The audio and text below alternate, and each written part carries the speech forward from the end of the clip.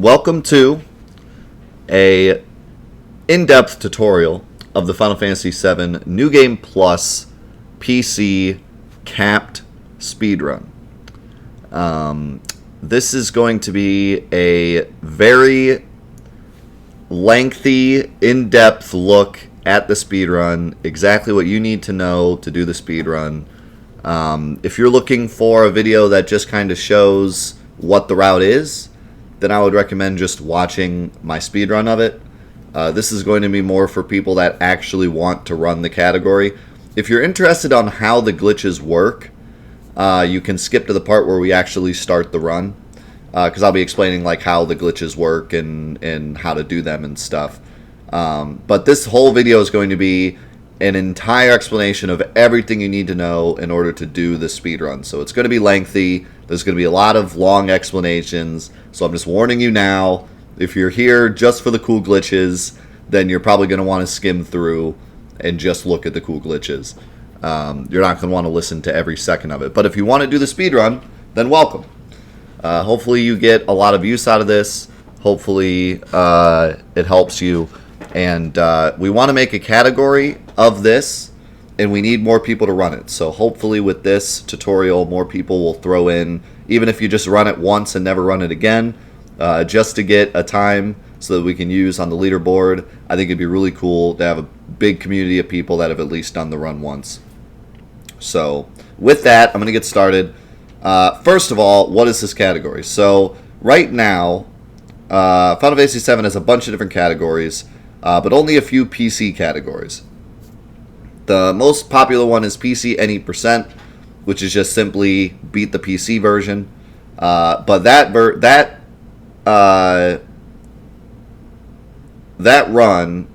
route is god awful. It is an RNG fest.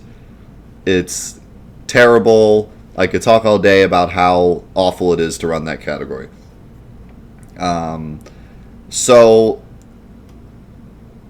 in addition to any%, there's also this category called New Game Plus. And New Game Plus allows you to do, to keep a save that will let you manipulate memory. We'll talk more about this later. But basically you can have a separate save ready that can manipulate memory for you, so you don't have to do as much during the actual run. So, long story short, it allows you to do the wrong warping without actually setting it up during the run. And it's a lot faster run. There's a lot less RNG in it. And overall, it's just a much better run to run. That was before I found Materia smuggling a couple weeks ago, which makes the New Game Plus run even more exciting, because you can smuggle in any materia you want at the beginning of the game and just smash all the bosses with master materia. You can skip a bunch of the random battles with enemy away and a lot of other cool stuff. So now that materia smuggling has been found, New Game Plus is actually a really cool category. It's under 2 hours. There's a lot of cool stuff in it. And that's why I wanted to create a category for it for people to run. Unfortunately, the only New Game Plus category that exists right now is Uncapped. And Uncapped is a really annoying category because people who have better computers than you, or people that have specific computers made to run Final Fantasy VII, will just get better times than you, and there's nothing you can do about it. Basically, it's kind of a meme category that is just to show what the route is possible, like what you could do with the route if it were serious, but no one takes the category seriously. So the reason that this category is Final Fantasy VII PC New Game Plus capped is because this is an attempt to make New Game Plus an actual competitive category, because it's a really cool route, but it's not competitive. So the hope with this is that we get a competitive New Game Plus category that everyone can run and enjoy this really fun and less RNG heavy route. So hopefully that all makes sense. Now, before we get started, there's a lot of setup for this run, unfortunately. It's not hard setup, but it's just setup that you have to do. And I know it can be kind of tedious because you just want to get into the game and run it. But unfortunately, we have to do this because the game needs to be capped at 30 FPS so that it is competitive. If you don't do that, then your run gets thrown into the uncapped category, and that category, like I said, is a meme. So you have to do this in order to be in the capped category and for everyone to be on the same playing field and for stuff to be competitive. I'm going to link a guideline for this. It was created by Creative Ellie or Creative Eli. I'm not sure how to pronounce his name. It's on speedrun.com. You can check it out. It's a very good tutorial on how to do it. I'm going to explain it to the best of my ability now, but if there's something I say that you don't understand, you can check out this guideline page. So basically you're going to download two programs. The first one is DxTory, and all this is going to do is display the FPS on the screen so that the moderators know that you are indeed capped at 30 FPS. I believe it is here, yes. So you're going to click video FPS so it shows the FPS on screen. And that's really all you have to do with DxTory, and just keep it running. The other file you're going to download, and both of these are available on that page that I linked on Creative Ellie's page, is FPS Fix. And in FPS Fix, you're going to go into HL files, and you're going to go into Hexed-In, and you're going to open Final Fantasy VII. And here is where you're going to edit the frames so you can get it to close as 30 as possible. And before I show you that, let's just go ahead and run the game and show you what it looks like. So you're going to run FPS Fix, and it's going to sit here and it's going to say failed to load, failed to load, failed to load. It's just going to keep doing that until you run the game. So once you run the game, it'll say eventually, oh, I forgot. You need to run it in Administrator. Make sure you run FPS Fix in Administrator. Now you hit play, it says success, and it's going to show my video FPS down at the bottom there. So if I load a file, and I go into a field, you'll see that my field FPS is sitting around 29.7, 29.9, which is about where you want it. If you want to go crazy, you can try to get it to sit right at 30, but be warned, if it jumps above like 31 too much, your run might get rejected. So you're going to want to try to get this number to be as close to 30. If that number is too low, then you need to lower this number here in hexadecimal. If it's too high, or I guess the other way around, if it's too low, you want to raise this number, and if it's too high, you want to lower this number. And this number works in hexadecimal. So it goes through the letters A through F, and then through the numbers 1 through 9. You can check that out on Creative Ellie's page. He does a good explanation of how hex works, and how you need to change that decimal in order to get the FPS you want. But basically, you're just going to be raising and lowering this number until you get around 30 FPS normally, and then you're good to go. So once you do that, you're good to go. You have now capped your game, and you can start doing runs. Now, the other thing we need to talk about is the save files. So in New Game Plus, you're allowed to have separate files ready to manipulate memory during the run. So when we start the game, you're going to see I have a file here. And I have 3 save files. These save files are very important for the run. The first one is used for wrong warping, which we'll explain a bit later. These 2 are used for materia smuggling. And I'll show you how these ones work right now, because these are the easier ones. So you're going to have one save that has all of your characters. So all the characters in the game normally, except Ares. And the only thing, that's the only important thing about this save, is that it has all the characters. You're gonna want all the characters, and you're gonna want to kill off all your characters as well. You might think this is like a glitch, that all the characters are dead, but actually, and let me switch over here so you can see the screen better. Actually, this isn't a glitch. So, well, I guess you could call it a glitch, but you can do this without screwing with the game.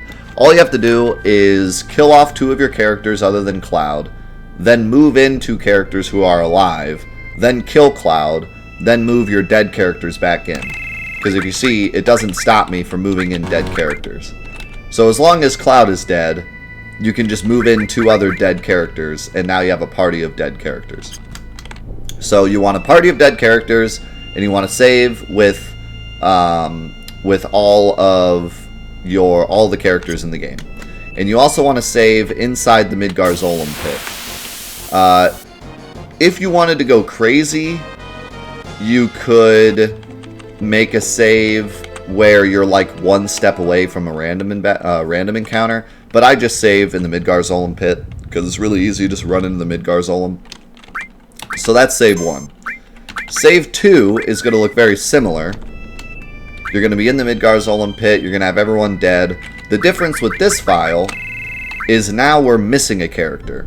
It can be Cloud. It can be a save where you're earlier in the game and you just don't have all the characters yet. You could be missing Yuffie or Vincent. It could be a file where you just never went and got Yuffie and Vincent. Whatever it is, you just have to be missing at least 1 character. The other thing about this file is you need the materia you want to smuggle into the main game. The materia that we're going to be smuggling in this route is Master Magic, Magic Plus Mastered, HP to MP, Enemy Lore Mastered, or Enemy Away Mastered, Enemy Lore Mastered, and Mime Mastered. Those 6 materia. You can always work with your own materia if you think you have a better idea of what you want to smuggle in, but we've done a pretty good amount of research, and these are the 6 that work the best for my route. So you're going to want those 6 materia ready to go, and 1 character missing, your party dead, and a save inside the Zolom pit as well. So those are the 2 materia smuggle saves. They're pretty easy to set up. You are allowed to use like Black Chocobo to create these saves, just as long as whatever you do, you're not doing anything that the game couldn't have already done itself, if that makes sense. Like, you can't have 19 copies of Master Magic, because you can't do that in the... Well, actually, I guess technically you can do it in the normal game, but you can't do like crazy stuff that normally you wouldn't be able to do. But you can do it to shortcuts, so you don't have to actually go through and do all that yourself. So that's that. Now that those 2 saves are done, we need to talk about the wrong warp save. So the wrong warp save takes a lot of setup, and we're going to talk about that now. But this is what it looks like at the end. It's basically Cloud sitting next to Mount Nibel in a very glitched state. So let me show how that works. And I have an extra save here. Yeah, the other field FPS is the only one that matters. Your battle FPS and your menu FPS is always going to be 15 and 60. There's no way to change it. So, in order to make the wrong warp work, you need 2 saves. The first save is going to be Cloud right before the motorball fight. Right before you go to do the motorcycle minigame and do the fights. Just save at the save point, and that's that save. Doesn't matter what else is going on with that save. The second one is a very particular save. The first thing you're going to do, this is just a regular Final Fantasy VII save. This is just at the end of the game. You know, Disc 3. Nothing special about this save. And what you're going to do is you're going to take the Highwind, and you're going to park it next to Midgar. You want to park it somewhere where you'll know where it is. One thing I like to do is I kind of line it up with this cliff here. So you want to know where it is. Then you're going to make a very long trek, and I think I have Enemy Away equipped to make this a little faster. Yeah. You're going to make a very long trek all the way over to where Yuffie is. Oh, that's right. This file is kind of special. It has no Yuffie, so you need a file that has the Highwind and doesn't have Yuffie. That's the only 2 requirements. But yeah, that is actually very important. You can't have Yuffie. So Highwind, don't have Yuffie. Other than that, doesn't matter what the save looks like. And we're gonna trek our way all the way over to the first forest where you can get Yuffie. See if I can move past the Midgar Zolom here. You don't need to do this trick in New Game Plus, thankfully. So I don't need to teach it to you. But if you ever wondered how to get past the Midgar zone, this is a way to do it. Basically just line up with that cliff and then do that very specific movement. Super cheese snake strats. You can also just save halfway through if you want. Quit and reload. It's the easy way.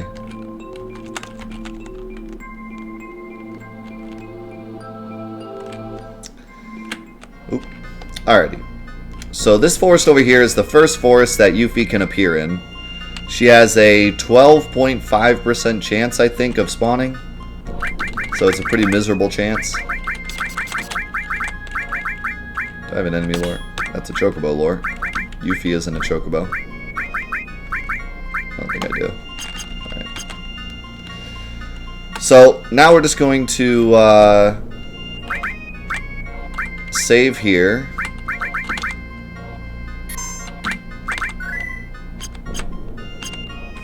And then I'm not going to run FPS Fix yet because we're not actually running yet. Then we're going to load up this Shinra save. So like I said, this is just a normal save right before the motorball fight.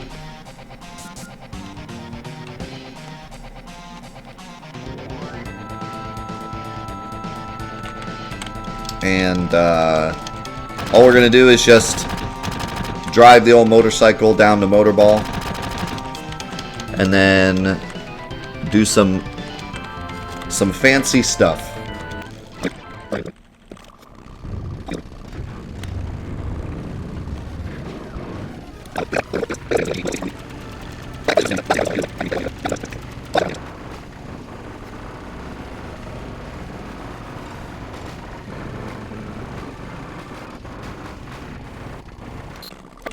Alrighty, so here we are at Motorball, and all we're going to do here is just off ourselves, and this is going to set up a game over warp that we will use to trick the game's memory into doing some goofy stuff.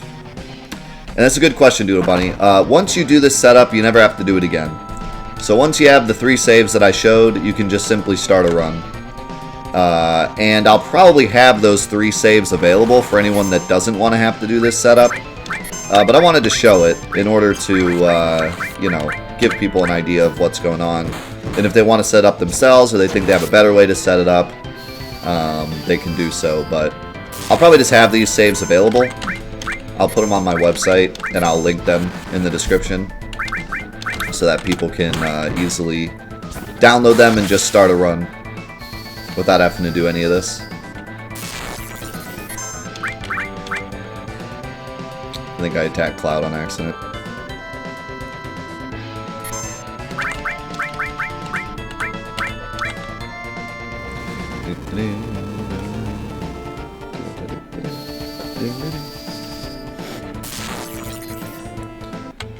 So there we go, game over. Now, the PC version of this game, both the Steam version and the old PC version that came out with the original, have a weird glitch in them. This is the save we were at before with Yuffie, where if you game over on certain fields and without turning off the game you go recruit Yuffie, the game will get confused as to what field it should put you on. It tries to put you on Yuffie's field, but it accidentally puts you on the field of your last game over instead. It has to do with the field pointers not working correctly. So we're going to go ahead and get Yuffie here. It might take a hot minute because Yuffie has a terrible spawn rate.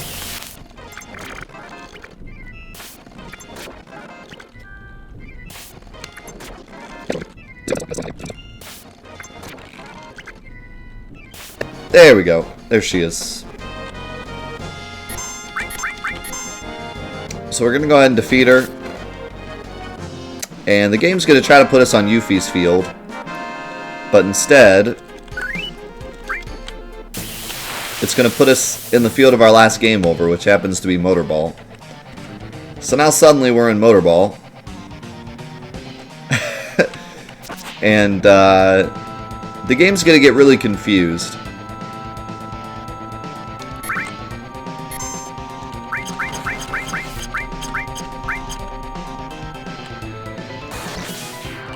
And yeah, I believe you can use a gold chocobo to take yourself to where Yuffie spawns more. The only reason I do it this way is because this is the way we used to do it in any percent. We used to have to do all of this during the speed run. That's how the any percent route works, is you do all this on the clock. But with New Game Plus, you can do it before the clock starts, and you can have it already ready. So that's one of the main differences between any percent and New Game Plus. So basically what happens here is we were on disc 3 and suddenly we teleported to the motorball fight, and there's a number in this game that determines where you are in the story. It's a single number, and as you go through specific cutscenes, the game updates this number. And during that cutscene, I'm gonna do a glitch here to get out of here faster. I'll actually show you that trick later. So as you do that cutscene after Motorball, it updates that number to a number that's on disc 1. So now we're on disc 3, but the game thinks that we just left Midgar and that we're about to go watch the Nibelheim flashback. So now what we're going to do is we're not going to go do the Nibelheim flashback, and instead we're going to take our Highwind over to Mount Nibel. But as you can see, my Highwind is gone, right? Well, not exactly. The Highwind never despawns, but it's invisible because on disc 1 the game doesn't know to render the model. So it's actually here. We just can't see it, but we can still fly it. So we're going to take our invisible Batmobile over to Mount Nibel.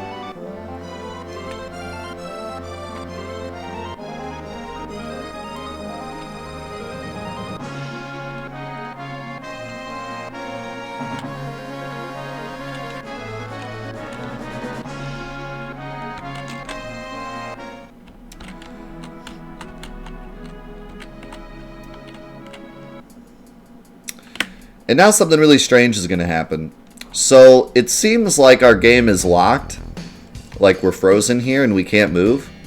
But what's actually happening is the cutscene where Cloud, Sephiroth, and Tifa all fall off the ladder, or the bridge, is playing through right now. So you'll see Sephiroth's going to randomly say some stuff, and Tifa's going to say some stuff, and then we're going to get movement. Now what that's done is really trick the game's memory. We're on disc 3, we're supposed to be doing the Nibelheim flashback, but the game hasn't actually activated the Nibelheim flashback yet, and we're suddenly watching a cutscene that we're supposed to be seeing during the flashback, but we're not in it. And this has caused a really weird scenario with the game's memory. And so this save right here, once you walk out, this is the save you want.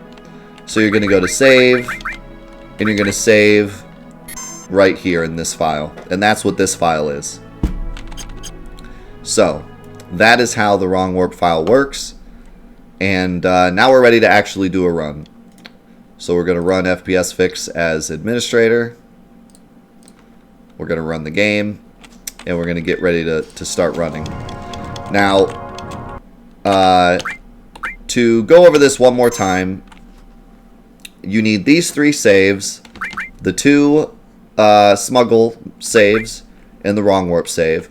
If you don't want to do any of that setup, I'll have these 3 saves available in the description for you to download. You just simply have to throw them into your wherever your game saves it saves. Mine saves them in my documents, Square Enix, Final Fantasy VII, Steam, and then it has a username. That's where it saves mine. I believe you can check in like the Steam directory where it saves your saves, but wherever it saves your saves, all you gotta do is just drag and drop it in there, name it Save 01, and you're good to go.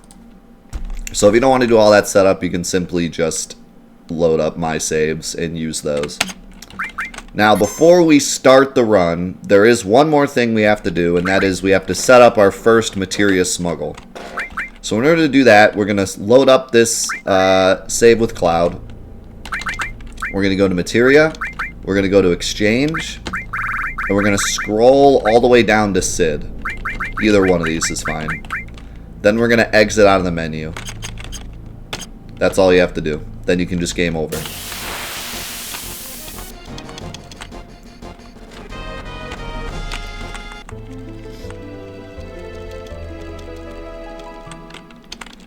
Then we're going to load up the second save with Tifa. We're going to do the same thing. Go to exchange. But now you'll see that we're in a new spot underneath Sid. The reason this happens is because on this save, we have one less character. Cloud isn't in our party. So it moved all of the materia slots up one to compensate for Cloud not being there. But it remembers your cursor location as this spot. So what we get is a bunch of garbage memory. And the garbage memory just happens to equal MP+. Because, long story short, basically the garbage memory ends up being, I think, 0. And the ID, the materia ID for MP+, just happens to be 0. So it ends up being MP+. However, we're going to change it from MP+ to our mastered materia. So you're going to pick one of the MP+s and you're going to replace it with Master Magic. Then you're going to pick another MP+ and replace it with Magic+. Unfortunately, you can only do 2 at a time. These ones don't let you grab. So Master Magic in the first slot, Magic+ in the second slot. Then you're going to exit out. Make sure you keep your cursor there as well. And then game over again.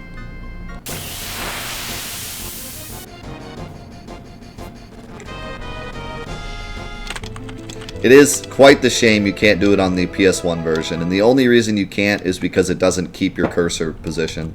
But you can do it on the original PC version. Alright, with that, we're finally ready to actually start the speedrun. This is where you would start your timer, and this is the actual file that will make it from the beginning sequence to the final bosses. This will be the actual speedrun file. And you would start the timer as soon as you hit new game.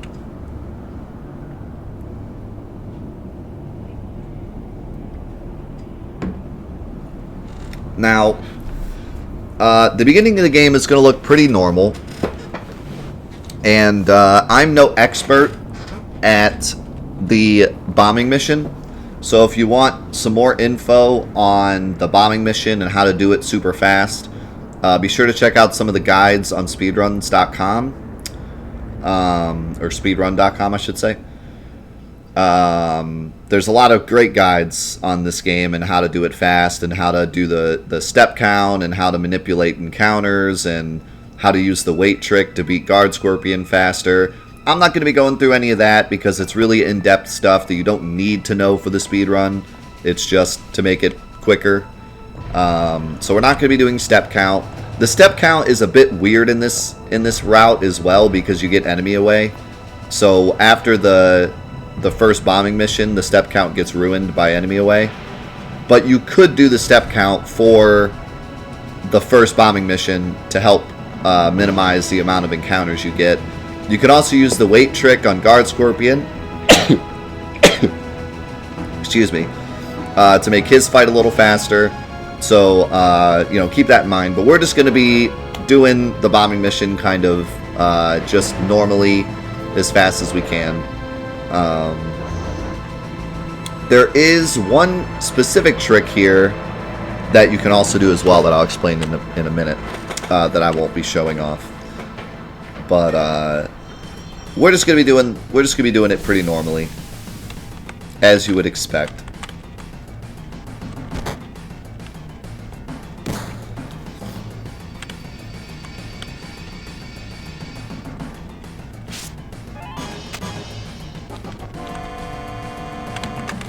So first thing first, you're going to go to config. You're going to set cursor to memory unless you don't want to, but I find memory much, much better. ATB to active, and then you're going to set all these to fastest.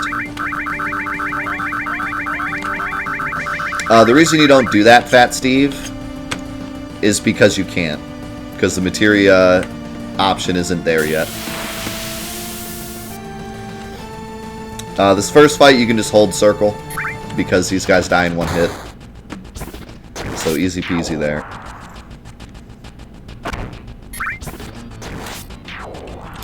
And then the rest of the reactor, we're going to be running away from everything. It's much faster to run away than fight. So here, there's a skip called Avalanche Skip. And you can skip this cutscene here with Jesse, Biggs, Wedge, and Barrett. It's a very difficult trick, and I'm no good at it. Zeal has a really nice tutorial on it if you want to try to learn how to do it. It saves a lot of time. It saves like 30 seconds, but it's very, very precise and difficult to do. I might be doing it in the future, but, you know, just so you know, it is there. It's a great way to save time, but it's very difficult. Maybe if I get better at it in the future, I will show it off, but for now, we're going to skip it. Also, naming characters. So, Cloud and Barrett are both going to get one character names. So, you're going to go cancel, cancel, cancel, cancel until there's just C left. Then you're going to hit start and then circle to instantly go to select. The reason we do this is because in this game, text actually appears letter by letter. So by naming our characters one character, it actually speeds up the text boxes. And in this category, it doesn't matter as much because the run's only 2 hours. But in the PS1 category, where the run is like 8 hours long, it actually saves like 10 minutes doing that. Just because all the text throughout the entire game is just barely faster. So, pretty interesting. But for this route, we're only going to really name Barrett and Cloud the one character names, and Tifa. Tifa you could probably get away with not doing, but... Anyway, so running away, you want to make sure you're holding run away as soon as the fight starts. That way you get the maximum amount of time to run away. Another nice thing about running away that you can do to help yourself is whenever you get a character ATB full, select Defend. That will help keep your character's HP high if they do get hit, but also it actually speeds up the runaway process because the animation for defending is actually really quick. There is an animation, even though it doesn't look like there is, and it's a really fast animation, and it's a lot faster than like an enemy attacking, so if you can get off your defend and then run away, it'll be faster than watching an enemy attack. So, kind of helps with running away a bit.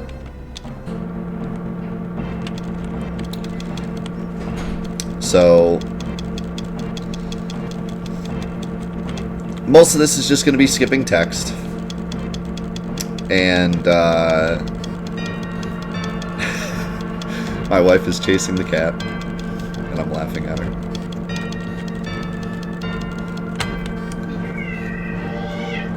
Oh my goodness, she didn't like that.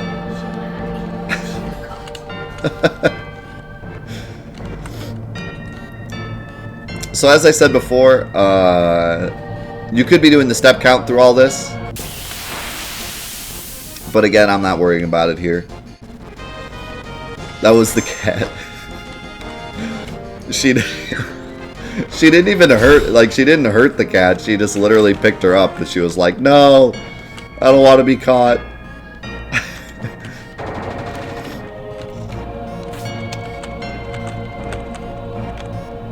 Typical cat drama. We're going to pick up this potion here. I don't actually know if it's faster or not, but everyone does that, so we're going to... The potion's actually pretty useful later. But it gets it out of the way of Jessie, so we don't have to pick it up when we go rescue her.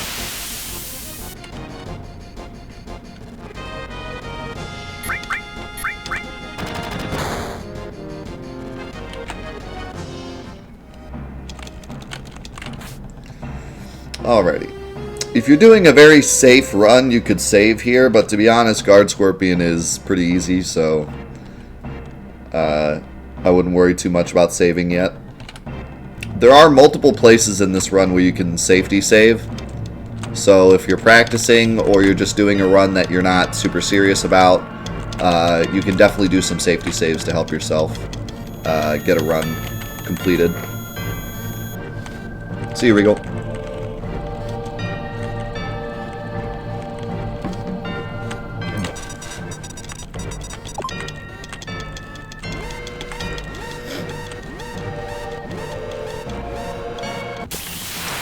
Alrighty, so here's Guard Scorpion. Like I said, there is a strat where you can set the game to wait, and it makes this fight a bit easier, but I just do it on active. And all you're going to do is you're just going to attack with Barret, and you're going to use Bolt with Cloud. And if someone gets their limit, then you're going to use their limit and try to do it to interrupt one of his actions, because that's usually the best way to use limits. But otherwise... Ooh, Barret got crit, so he's going to get his limit. So we're actually going to go ahead and just use it. Because normally this would be Guard Scorpion's turn, but we're going to interrupt his turn by using Big Shot. So that'll help quite a bit. That's actually really, really lucky. Normally that would not happen. So you're just going to spam attack and bolt. You're going to wait for him to attack twice. And then he's going to put his tail up, and as we know, attack while his tail's up. You can go ahead and put in your attack animation, your attack commands, as long as he's still using his attack, and it'll definitely go off before he puts his tail up.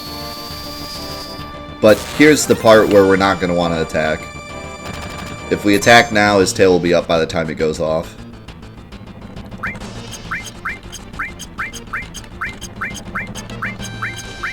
So now we're going to wait. And one thing you can do here to speed this up a bit is just take a look at the camera. As soon as the camera starts to spin, that's when you know it's okay to attack again.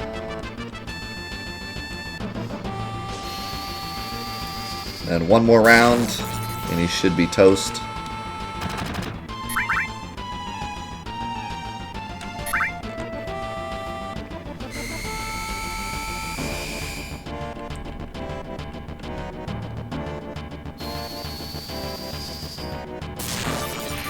There we go.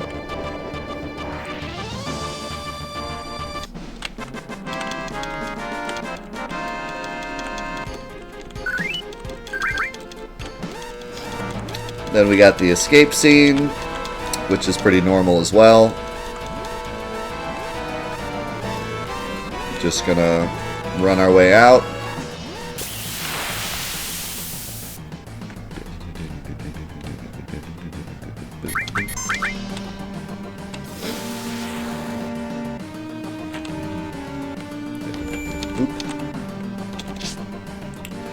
One thing that you'll get used to the more you run this game is buffering your inputs. So almost everything in this game can be buffered. Like when you're running through a screen, you can already be holding the button you need to press at the other end of the loading screen. Or the other end of the fade out. So that you're already running the correct direction. Also, when you get into a fight, you can be holding the button so that when you get out of the fight, you're already running the correct direction. Stuff like that. All that stuff you just kind of get used to. Like right here, you need to be holding down. Or actually right. See? I'm still not 100% good with it. But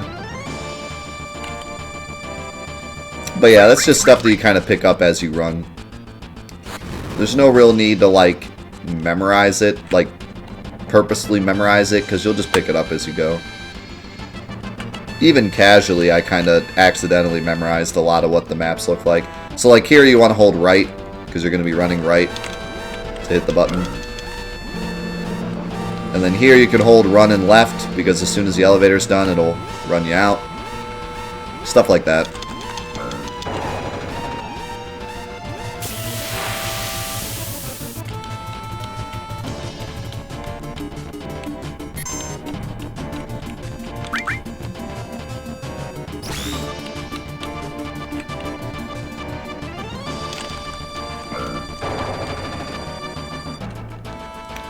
And there we go, there's the bombing mission. 8 minutes flat. How's it going, Race? Thank you so much for the 17 months, dude.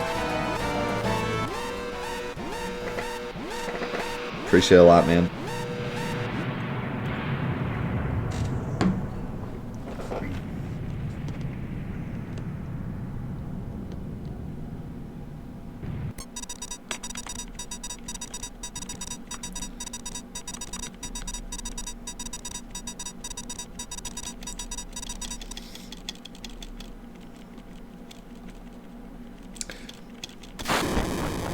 We have a bad joke, don't we? We can read it while we're waiting for this. Why are cats so good at video games? Because they have 9 lives.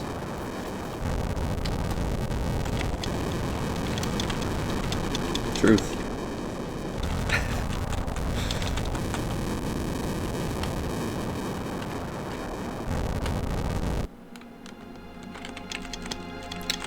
Now, I might be wrong with this, so you might want to double check me.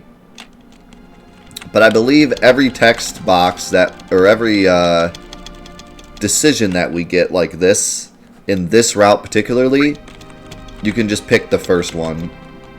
Unless it's like something specific like the Materia tutorial and stuff. But like whenever you're just talking to people, I think the top option is always the fastest. Anyways, there's a safety potion here. You don't need it, but if you want to grab it for safety, you can. These fights are going to pick later for all of them.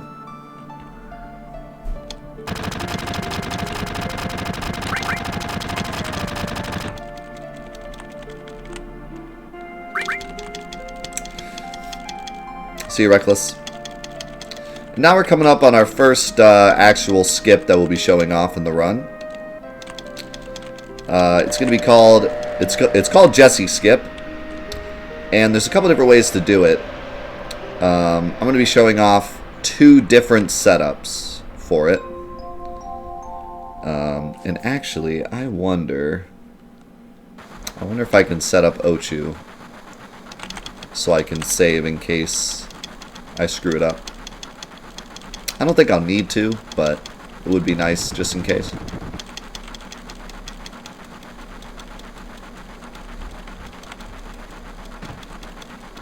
How's it going, Sephiroth? Good to see you.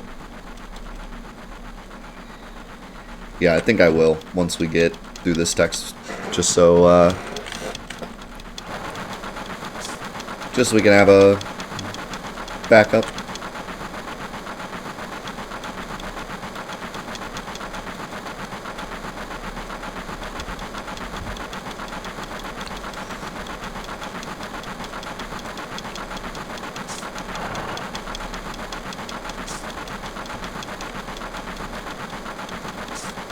Good job, C.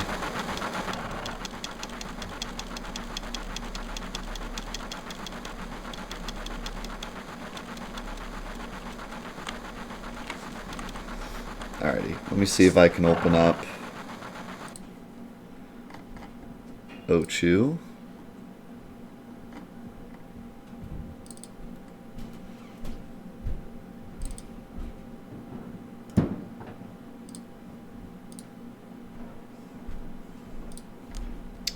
So Ochu is this really neat tool that allows you to tweak the game, but all we're going to do with it is allow us to save on this field. Just in case the skip goes bad.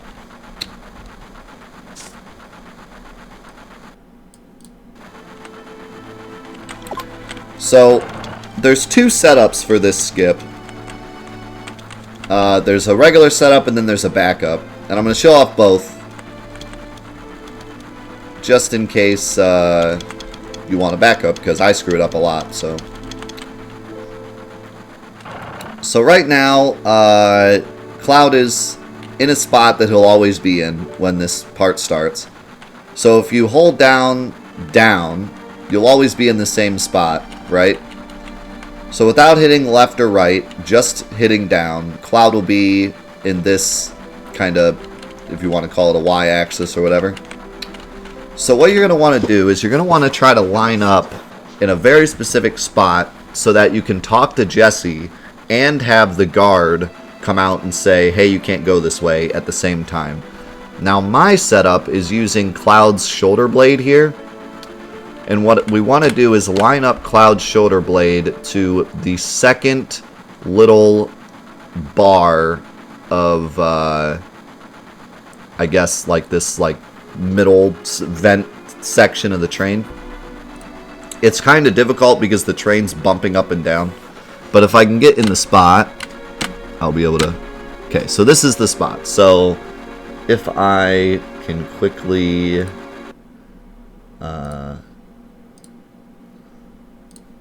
zoom in, I can show you what I mean.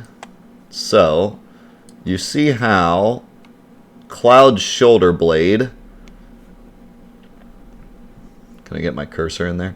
So you see how Cloud's shoulder blade is perfectly lined up with this pixel here. There's a little separation between this lighter section and this darker section. So his shoulder blade is perfectly lined up with that split between those two darker and lighter sections right there. So that is what you're looking for. Once you have that, you're going to pause the game, and then you're going to exit out of the menu, and while you're exiting out of the menu, you're going to hold down, right, X, and circle. And what that's going to do is make Cloud run down to the right and talk at the same time on the same frame. Doing that makes it so you talk to Jesse and bump into the guard at the same time. Now, let's say that I screwed this up.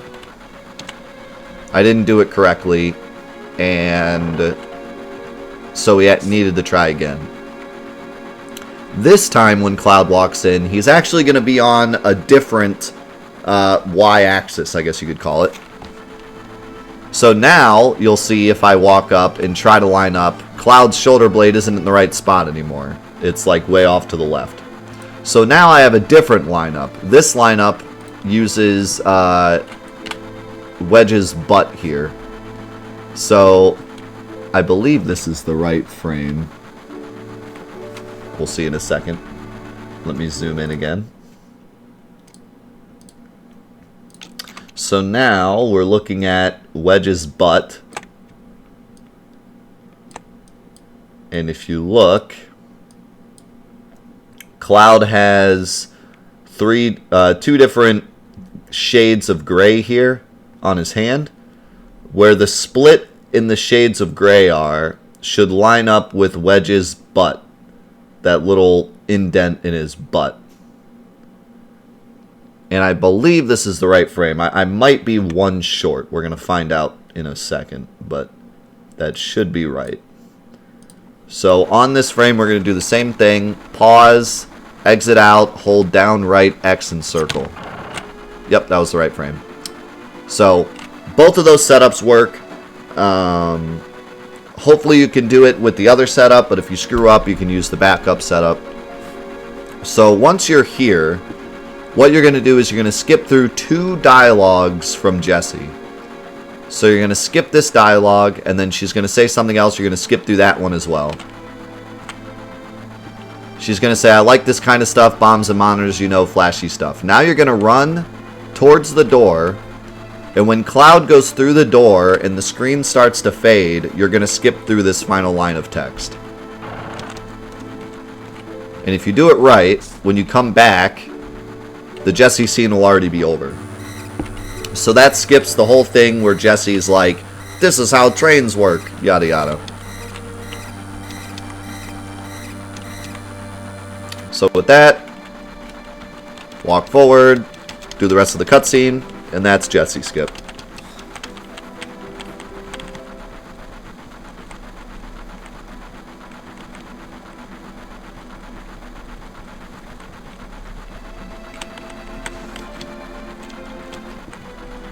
In other words, I like trains.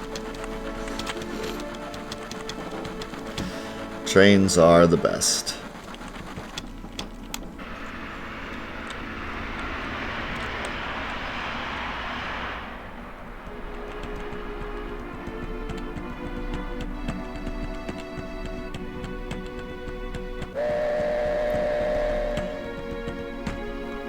Am I getting the game before April 10th?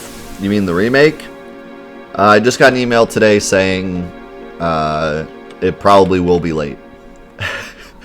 So, probably not. But I might have to just get the digital version. Which sucks, but if I'm even here in the first place. If I'm here and everything goes well with the adoption and everything, and I'm here on the day, then I'll probably get the digital version and play it on the 11th. That's my plan. But I don't want to make too many plans because I don't know what's going to happen. So we're going to run towards the bar. And there's a nice little trick here. Normally, when you run down to talk to Barrett, he's like, hey, you need to wait a minute. And then you have to stand there for a minute, and then he'll let you through. But if you run to the right and then run back to the left, now Barrett will just let you through.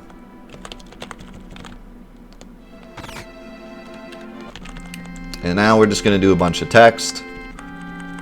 We're going to name Tifa one character. I think you could probably get away with just leaving Tifa's name. But seeing as though it's only 3 characters, it's no big deal to quickly exit them out. Run towards the door, so Barrett runs in.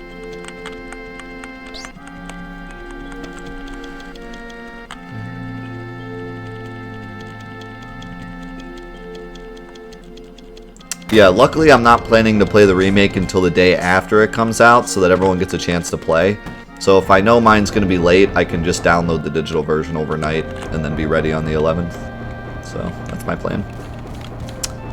Like I said, but that's if I'm here, which hopefully I will be.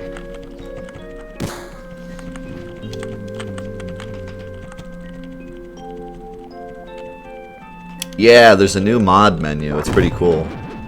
It's like a whole setup for mods.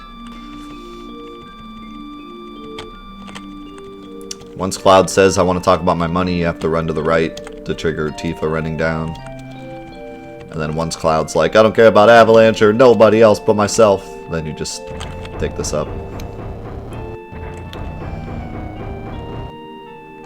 No, I ordered from Amazon.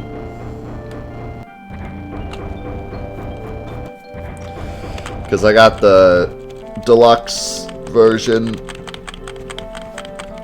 and Amazon had a sale on it.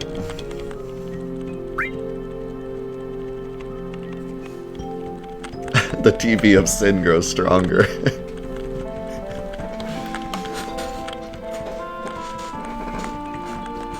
No, I wouldn't cancel the physical version. Unfortunately, I just have to spend the money.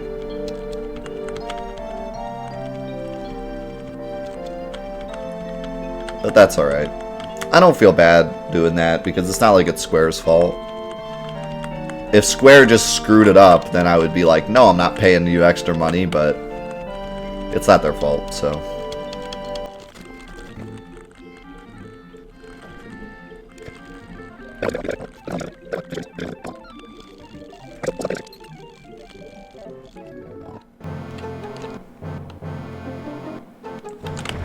Right up. Don't talk to Tifa. I always talk to Tifa for some reason. Don't talk to her. Now make sure you don't watch the Materia tutorial. As soon as Cloud moves his leg, you know that it's time to hit down. If you watch the Materia tutorial, it's like 10 minutes long and it's unskippable. Alrighty, now for the big trick. It's time for Suna skip. So, Suna skip was found by our good friend, Suna Mix, and has gone through a lot of changes over the past couple months. When it was originally found, there was this super long, ridiculous setup that I made a tutorial video about, where you have to, like, do 7 million different movements and go up and down on a screen like 13 times and all this crazy stuff. Now it's a lot easier to do. And basically what this does is it skips the next bombing mission, meeting Eris, all of the Turk Eris scene, going and meeting Eris's mom, and the whole like beginning of walking towards Wall Market. It skips all of that, and it just takes you straight to Wall Market with Eris. And the way it works basically is you have to line up Cloud's subpixel position in a very specific spot in order to walk past the guards and just appear on the other side of the wall. Now, This has several steps to it, and I'll do my best to explain them as specific as possible. First, you're going to just run into the screen, and you're going to be in this spot here. You're going to hold right, and only right, or left, whichever, until you line up Cloud in a very specific spot. And that specific spot is right here. And I use Cloud's hair as a marker. You can see right here, Cloud's hair is lined up with the second to last pixel of this rock. So the stone kind of ends right here. So Cloud's hair needs to be lined up with the second to last pixel right here. So it's actually pretty nice that Cloud's hair has like a perfect a perfect point, because you can use it perfectly to line that up.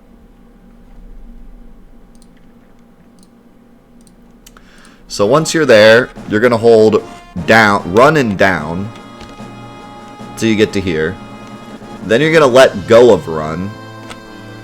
Then you're going to hold, you're already holding down, so you're going to press left. So now you're like this. At this point, you're in the right up and down position, so you can let go and you can move freely left and right. Now, you're going to do another lineup, and this lineup looks like this.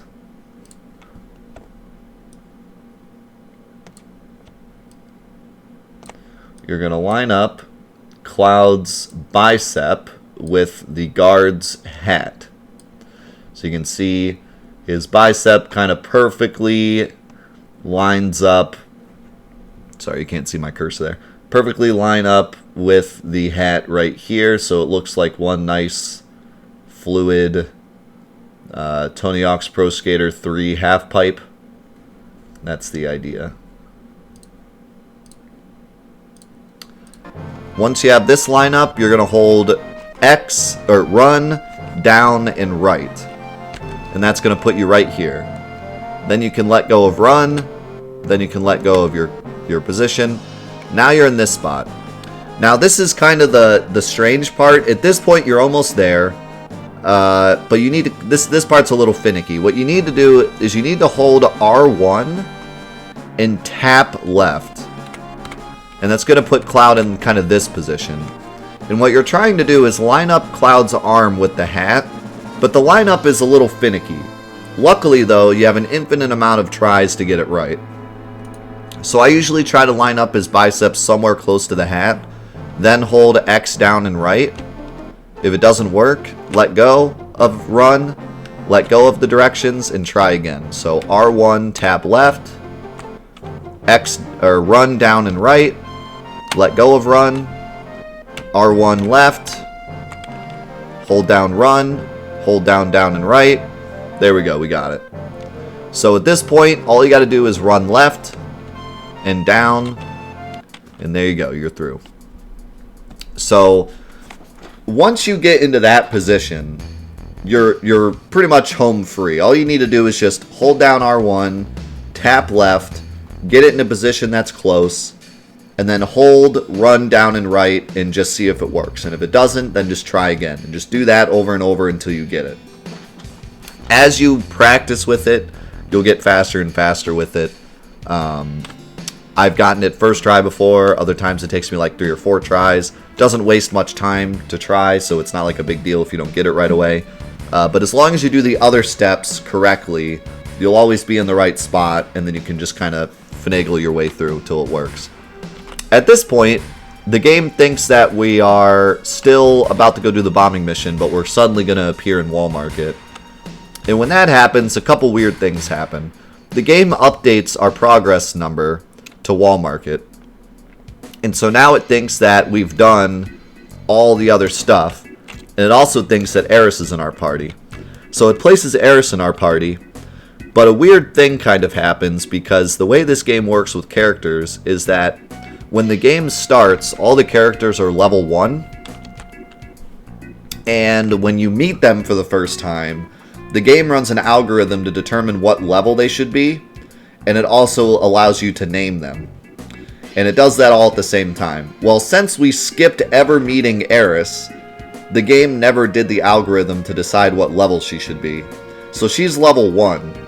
It also never gave us the option to name her, so her name is the default value that the game has deep in its memory, which happens to be Aerith and not Eris, which I think is hilarious, that basically the translating team didn't actually change the name deep in memory.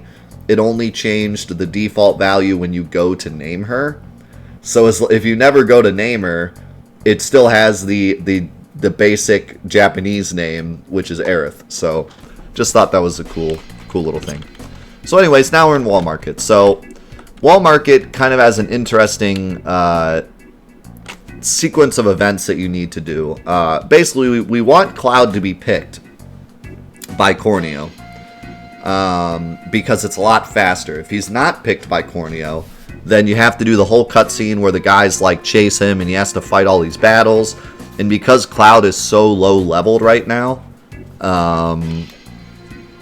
he will have a hard time getting through those battles quickly. So it's a lot faster for us to get picked by Corneo. But before we do any Wall Market stuff, we're going to do something else. Well, first we can go talk to this boy because he's right here. So you need to talk to this guy in order to activate the guy up top where he talks to you about Tifa. So you just ask, you know, a girl named T, go through his text, and then that's done. So now we're going to go to this save point. And remember at the very beginning, before we started the run, how we set up the Materia smuggle? Well, now we're finally going to do all of the Materia smuggling for the entire run. If you go to Materia and go to Cloud, and you go to Arrange and you go to Exchange, you will see that we are in our garbage memory spot again, and Master Magic and Magic Plus are still here. So all you need to do is just hit the menu key, which removes Materia, remove them from their slots, and now we have Master Magic and Magic Plus on our file. But we're not done yet. Once you do that, you're going to save, exit out of the game, make sure you remember to relaunch FPS Fix, run as administrator, do not forget, or your run will be rejected. It needs to always have FPS Fix on.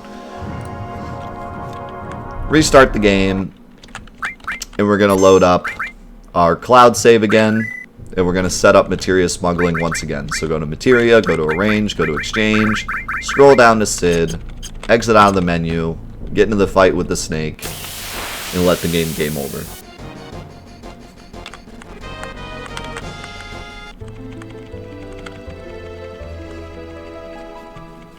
Then we're going to load the Tifa save.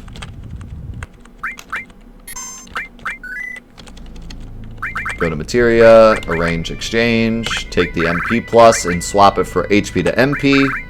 Take the second one, swap it for enemy away. Exit out. Make sure your cursor's in the right spot. I don't actually know, off the top of my head, if it works if you have it all the way over here. I always make sure to place it right here. But it probably works if it's over to the right. Go ahead and game over again.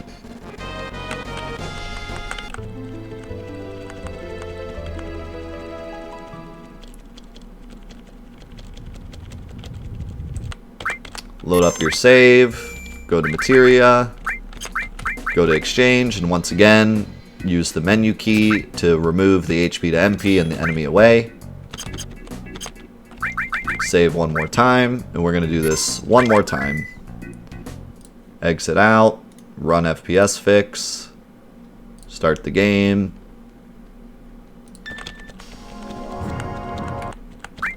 Load the Cloud file. Move the cursor.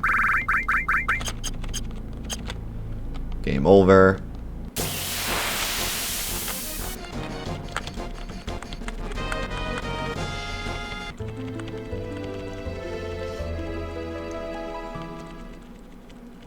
And make sure you're tapping circle through all this because it makes the menus go faster. Like even the game over screen and stuff, all that goes faster if you're tapping. Exchange the MP plus for enemy lore. Exchange the second one for mime. Exit out.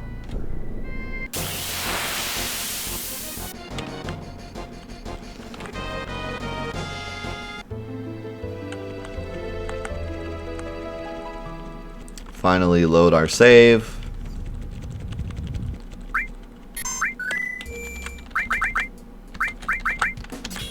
And there we go.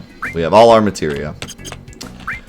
So this is all the materia we're going to need for the entire run. Master Magic is used to nuke all the bosses. Magic Plus helps with that.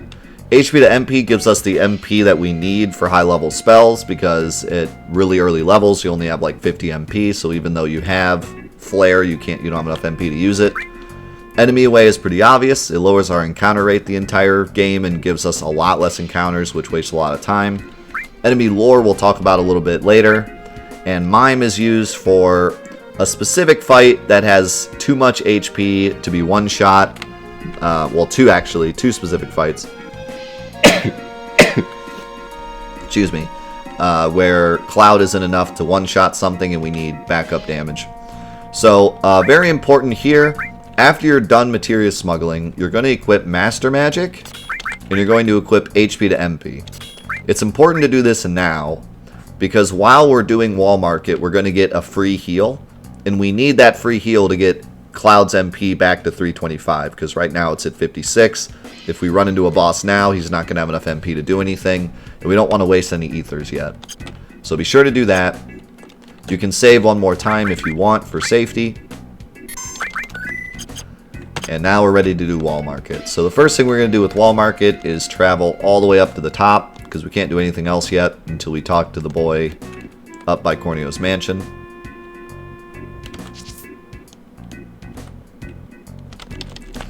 So talk to this boy who stands in a really weird position for some reason. I don't know why he stands like that. It always bothers me. He stands like he's ready to fight or something. I don't know. I don't know why he stands like that. Thanks, Splendid. How you doing today?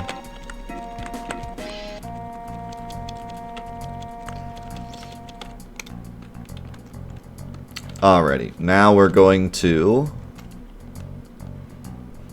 go to the dress shop and talk to the dress boy. This activates the old man at the bar to say the stuff we want him to say.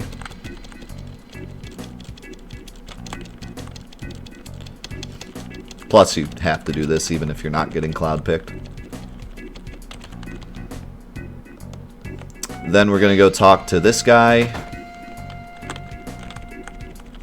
Go through his text. He's fired up, ready for action.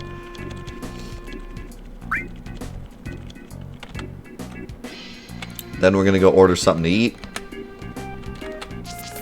There's a really stupid glitch in here that saves 0 time and usually soft locks the game, so I'm not going to do that. There's this stupid glitch where you can like eat the food without actually sitting on the stool, and then you can like walk out while he's giving you the item, but it's awful. I hate it. It never saves time. Make sure you don't just hit no comment. Make sure as soon as Cloud's done eating, you hit down once. You can actually pick either of these. Just don't pick no comment. Then he gives you the coupon. Then you can leave. Now we're going to go to the pharmacy. Now this guy's text is a little weird, so you got to be careful. He only says like 2 things before you have to select. So he says, whoa. He says, don't just stand there. And then he says, oh, you have a coupon. And then immediately you have to select digestive. When I started learning this run, back when I ran any %, I always mashed through this guy's text too quick. And I always pick disinfectant. So make sure you don't mash through it too quick and you pick digestive. Then we're going to go to the inn. Take a nap. Make sure you buy the 200 gil item. And like I said, this is where Cloud gets his MP back. So that's why we equipped HP to MP this early. That way he gets the full heal there.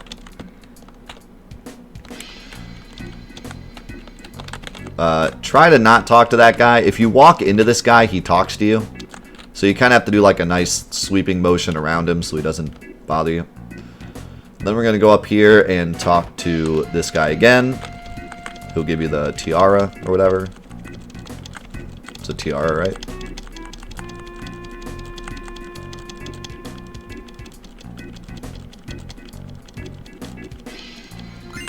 Yeah.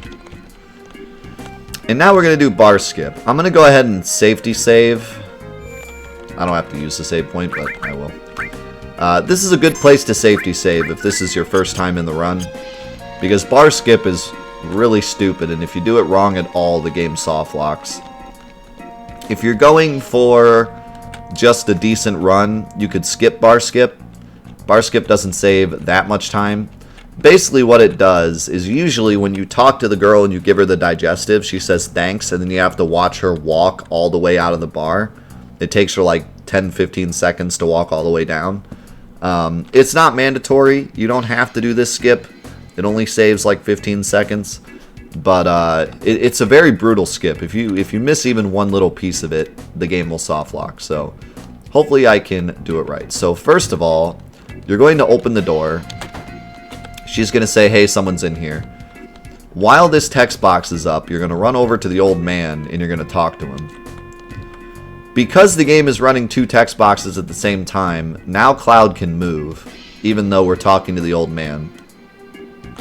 So at this point, we're going to go up here. We're not going to talk to her.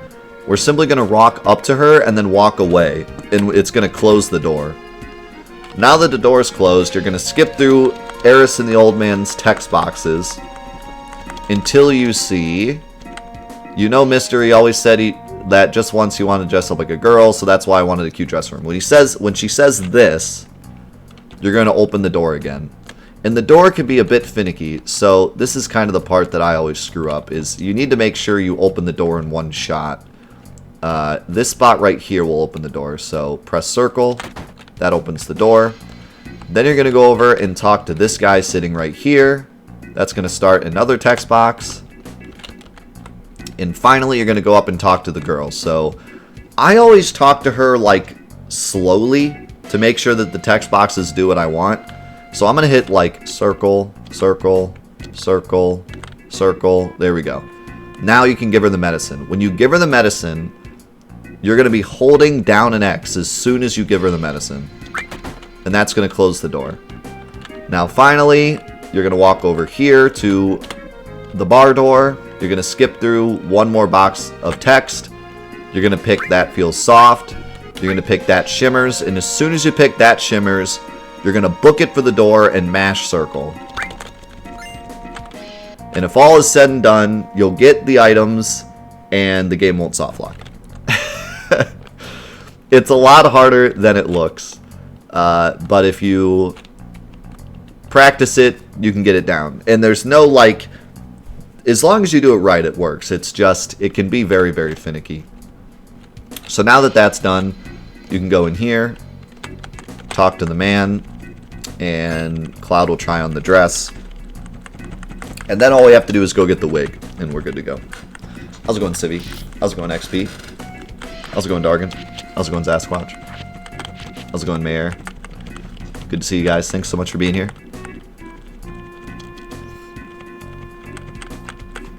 How's it going, EXO? So now all we gotta do is go get the wig. The wig's easy enough. Doesn't waste any time.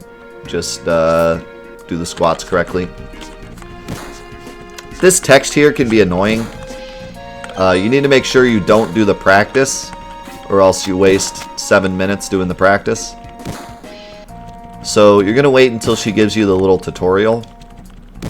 You're going to skip through 2 tutorial boxes. So 1, 2. Then you're going to say, got it. Then he's going to say, Big Bro's wig is mine. Just be quiet. And then the next text box is the one you need to make sure you hit down and circle. And then you're ready to do squats.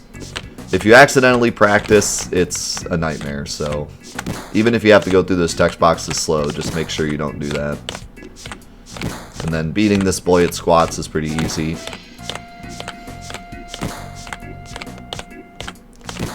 I've heard that if you don't get 21 squats, your run is irrelevant and invalid. So be sure to get 21 squats.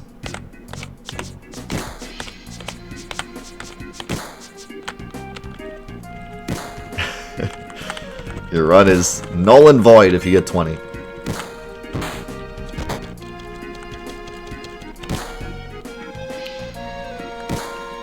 Now we gotta go back to the dress shop. And this time, you don't talk to the guy. Don't make the stupid mistake I always do by talking to the guy. You just run straight for the changing room.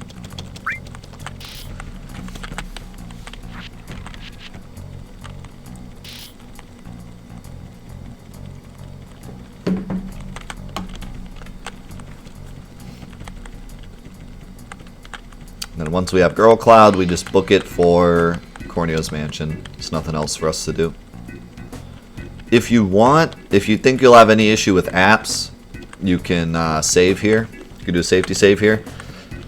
But as you'll see, apps is pretty easy.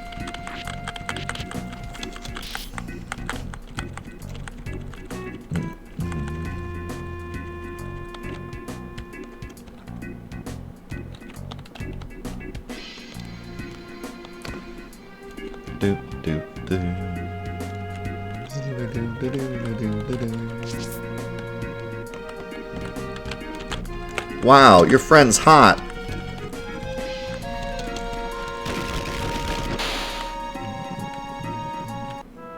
I'm gonna talk to the guy in the suit. Actually, that happens automatically, never mind.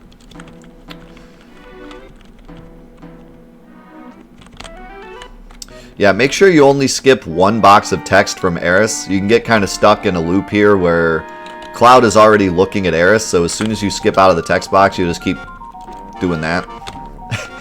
So just skip one text box, then go straight down to Tifa.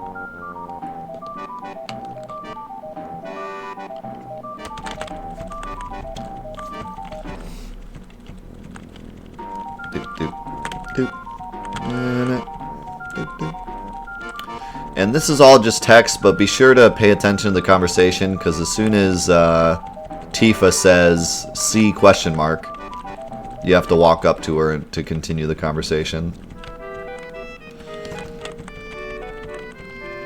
Then the rest of this you can just skip through. Sometimes I forget that, and I just stand there, and they stare at me waiting for me to walk up there. Because this is a really long conversation, but you have to make sure you do that.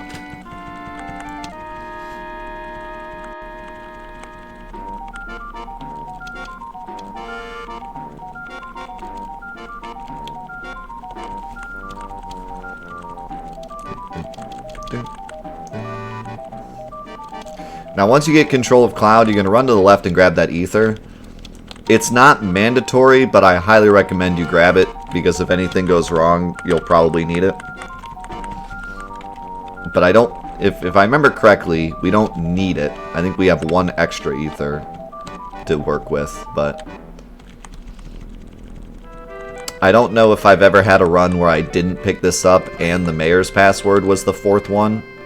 I think if you don't pick that up and the mayor gives you the fourth password, then you'd be down in ether, so I would definitely grab that one. Also, Corneo's weird. You have to walk to the side of his desk to get him to notice you. You can't, like, walk up to the front of the desk. It's dumb.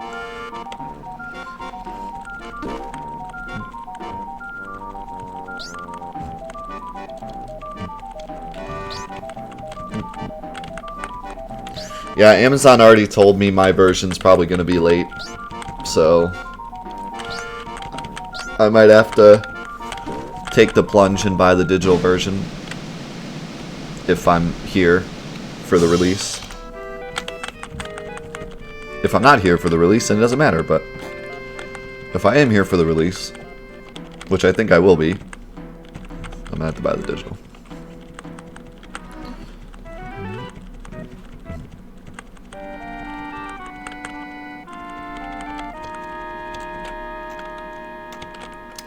Here you need to make sure you walk up to Corneo.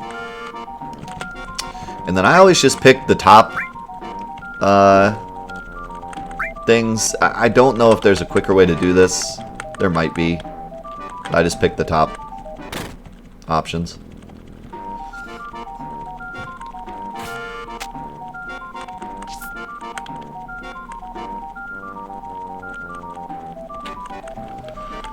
And all this is just text. You do have to run down to the trapdoor at some point.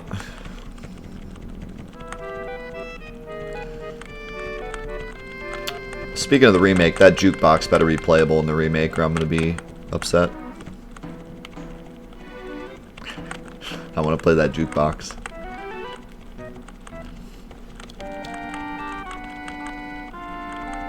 Oh, man.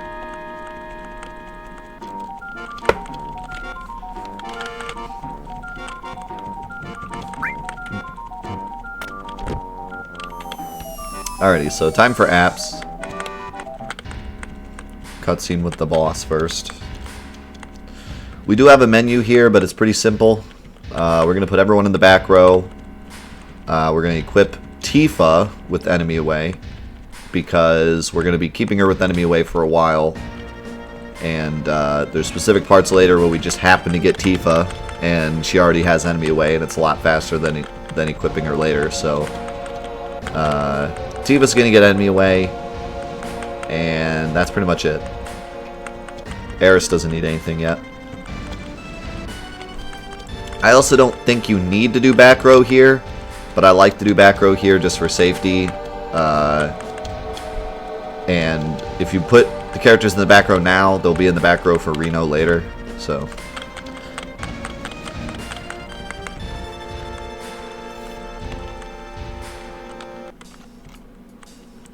you have to wait a second when you drop down before the menu pops up. Okay, so we're going to do back row, everybody. Equip Tifa with enemy away. And that should be it.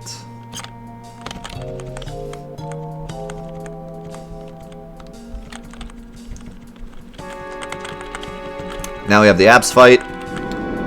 Spoilers. It doesn't take long.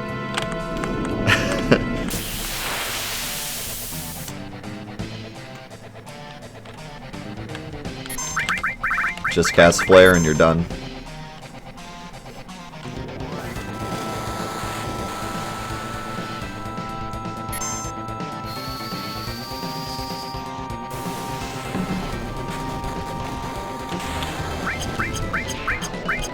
Apps will always start with that attack, and you'll always get ATB over him, so that fight's always going to be the same.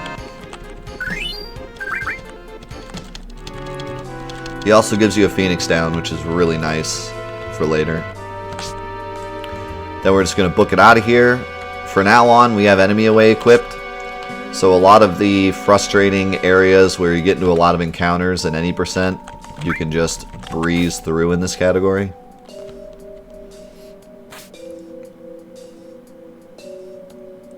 Probably the coolest part is running up to Reno. You almost never get a fight.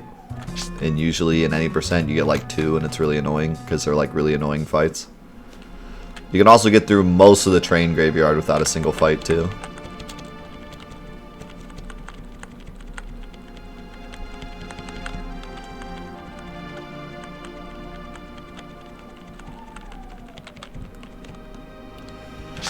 There's another save you could do for safety, but the graveyard isn't a big deal, so I wouldn't bother.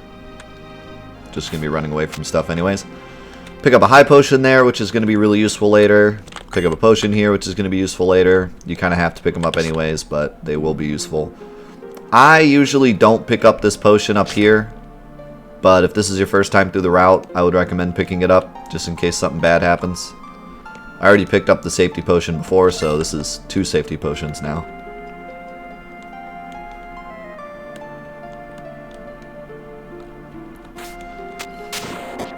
I believe that's also a potion over there. That one probably isn't worth it. Kind of have to run out of your way to grab it, so I wouldn't worry about that one.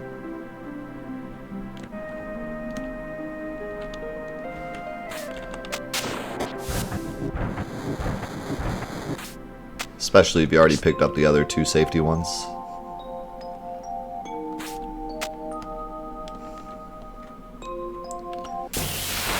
I was gonna say, we almost got through the whole graveyard without a fight.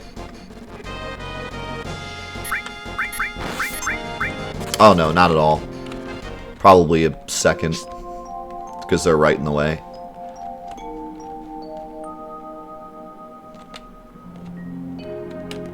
So, you know, if you're just doing a casual run through it, or even a competitive run through it, grabbing those potions isn't a big deal at all.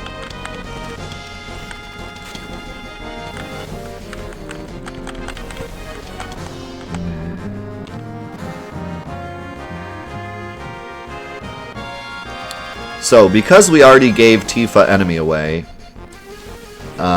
we can actually just run through this. I used to do a menu here, but I realized that it's not really necessary. So, we're actually just going to run through this whole thing with no menus. And this is probably the biggest thing that I've added to the run. Death Tome was the first one to do this route with Materia smuggling. I took his route and took out a lot of the menus. So now I'm only in the menus the very minimum amount of time necessary, which makes some of the fights a little scary, but saves a lot of time. But keep in mind, you can always do more menus if you're having any trouble.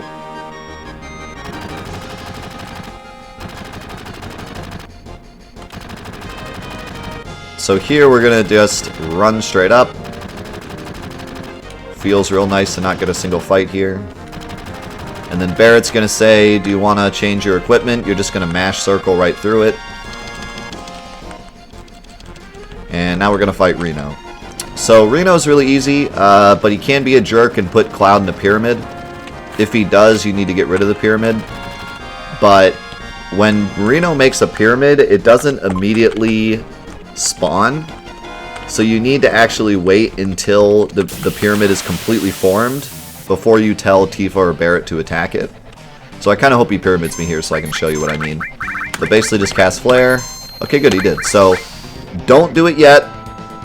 Now do it. I'm glad I got to show that. And then one Flare will take him out. Yeah, yesterday's run was amazing. Oh, so yeah, I didn't actually explain that for those of you that don't know. Enemy Away isn't a 100% zero encounters materia. It lowers materia, or it lowers encounter rate by 80%, I believe. So, although you get a lot less encounters, you do still get encounters. Flare is not actually the quickest magic. I believe Break is faster. The animation is faster. But Break doesn't one-shot all the time. I think you might be able to use Break on Reno and get away with it. But I've just been using Flare because it's easier to remember. But if you want to do a little bit of research into like what enemies you can use Break on instead of Flare, be my guest. We're also going to use some Bolt 3 later, because Bolt 3 happens to be better against the robot enemies in the Shinra HQ. But yeah, Flare is pretty fast. There's only a few spells that are faster. Break being one of them. So here you're going to like mess with Barrett until he goes up there and then stay away from him so you don't screw up his animations. Then you're going to get out of the way of Tifa, and then you're going to mash circle. That part's always weird for me, and I usually screw it up. If you like stand in between Barrett and the railing, his animation gets canceled, and then it takes longer. So you just have to kind of stay out of his way.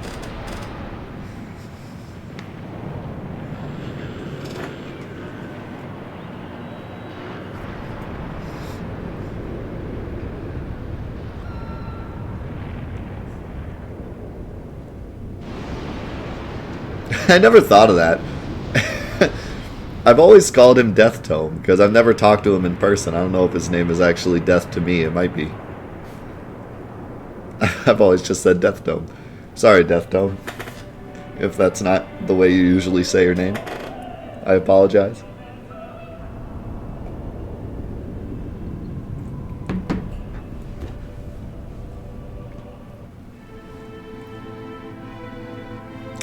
Yeah, so we've tried using enemy skill, and it just doesn't work as well. For example, like Shadow Flare just takes way too much MP, and it's not faster. And everything that can be one-shot by Shadow Flare can also be one-shot by Flare, so it just doesn't help enough. Be my guest if you want to try to, like, implement enemy skill, but as far as I've tested, it's just not faster in any way. And, like, Trine doesn't do enough damage over Bolt 3 to be worth it.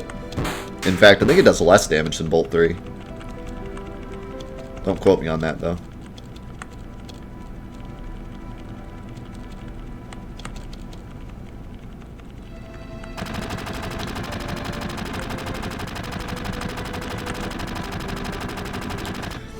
There's also some other goofy stuff we tried, like giving Mime, making Mime not mastered, but give it like 1 AP until it's mastered, so as soon as you smuggle it over, it gets mastered and you get a second Mime. But it just never happens to be the case that a second Mime actually makes things faster, it's just slower.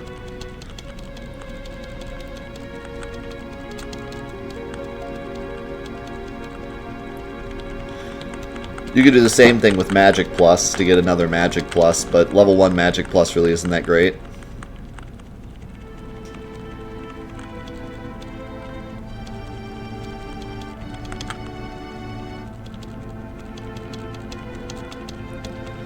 How many hours have I put in this game? At least 5.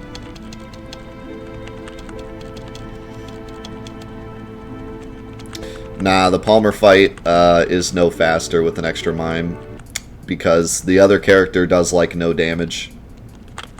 And you need the other character to throw Phoenix Downs anyways. And basically, I'll talk about it later when we get to Palmer, but Cloud does like double the damage of the other two characters. So if you have Cloud doing 1400 damage, and then Barret doing 600 damage, and then Tifa doing 600 damage, and then Cloud doing 1400 damage, it's slower than Cloud doing 1600, Barret doing 600, and then Cloud doing another 1600. You're like wasting Cloud's turns by having Tifa like interrupt him and do another 600. If that makes sense.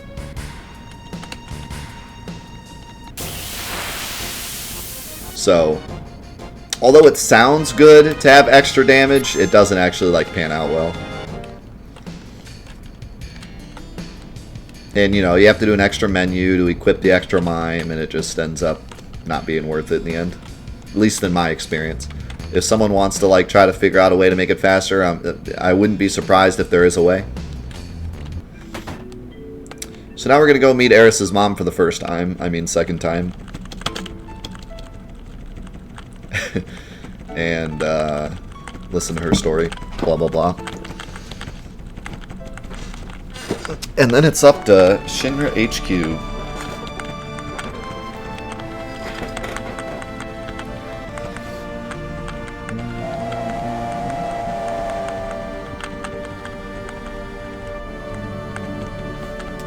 More than 100, less than 10,000.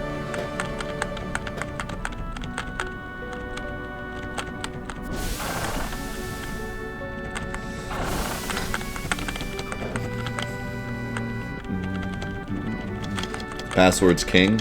Alright, I'll quote you on that.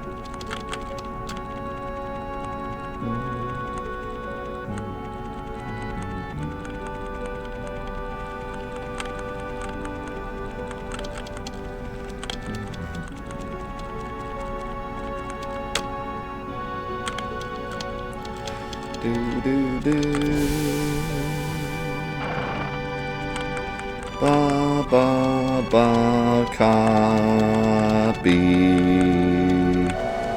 Copyright is poopy. Rip your money. money. You don't get money for your work because we really like money. Greedy son of a gun. Greedy son of a gun. Son of a gun.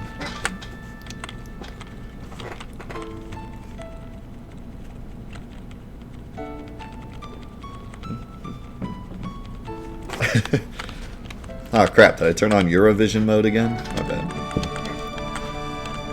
Whoops. Anyone want a Coca-Cola? I'm really feeling a Coca-Cola. I don't know why. I know, the sad part. The copyright part.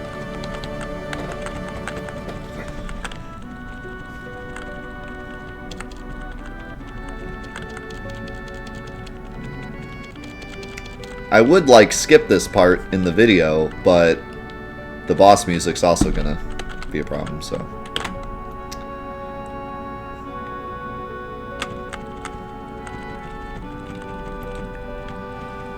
Whatever. I don't need your money, YouTube. Hey, thank you for the 124, Dargan.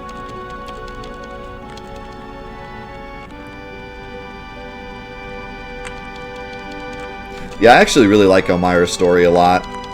It would be really neat if we get like an awesome rendition of this in the remake that, you know, doesn't remove all the feeling of it. Because I think it's a really cool part. It's easy to overlook it now, but because Elmira's not really like a super important character, but I like her story a lot.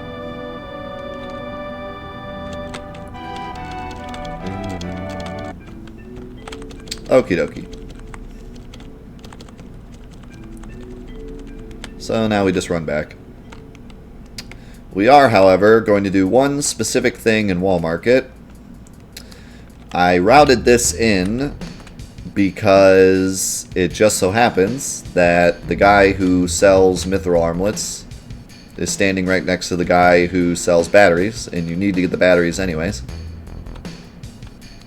So when we go buy the batteries, we're also going to buy a mithril armlet. And we're also going to do a little bit of menuing. See you, Zinnick. Thanks for hanging out, man. Walk around this guy so he doesn't talk to you.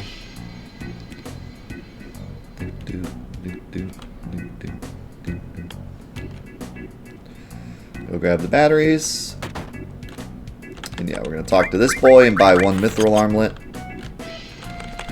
Then we're going to buy the batteries.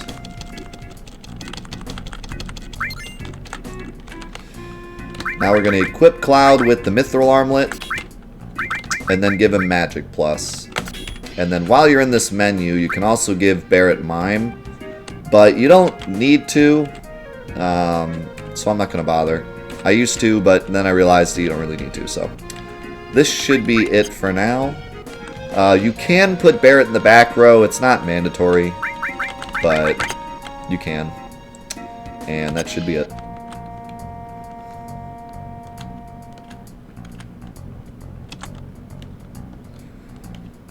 And now we're going to do the old climb. There is one interesting thing about the climb. If you go fast enough, you can hit a cycle with the thing flipping back and forth. If you basically make no mistakes in your movement, you can hit the first cycle. If not, you have to wait a cycle. So I'll try to show you what that looks like. I'm not the best at it, though.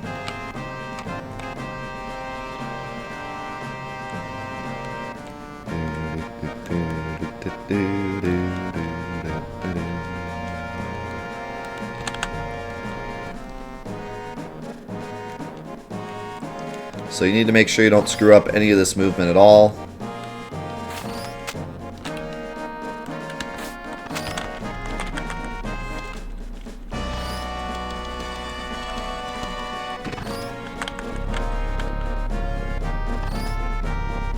The FPS in the menu is just always 60 no matter what. The reason they did that is complicated. I'll talk about it in a second.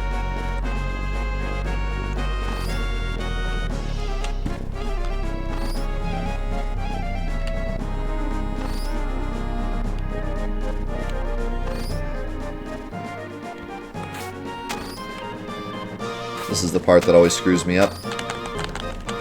Okay. Up. Alright, I'm probably gonna miss it now.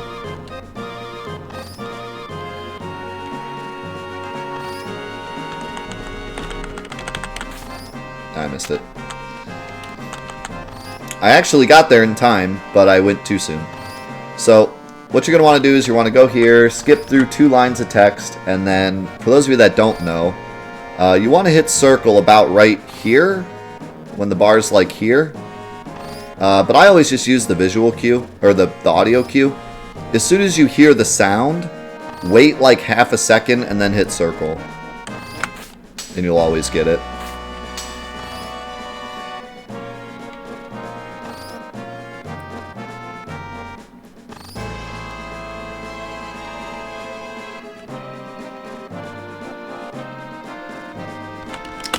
Don't run that way.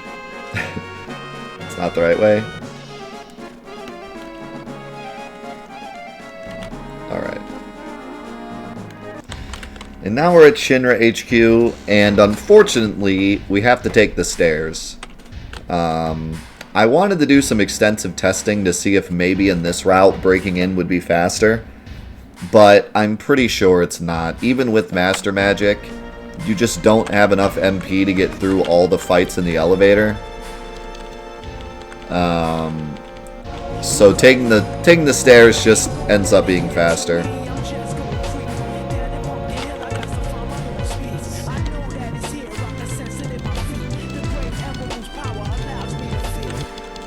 If anyone wants to do some extensive research and see if there's any way you could make the breaking in faster, because if you break in, you actually get a bunch of experience too, which could be beneficial to the run.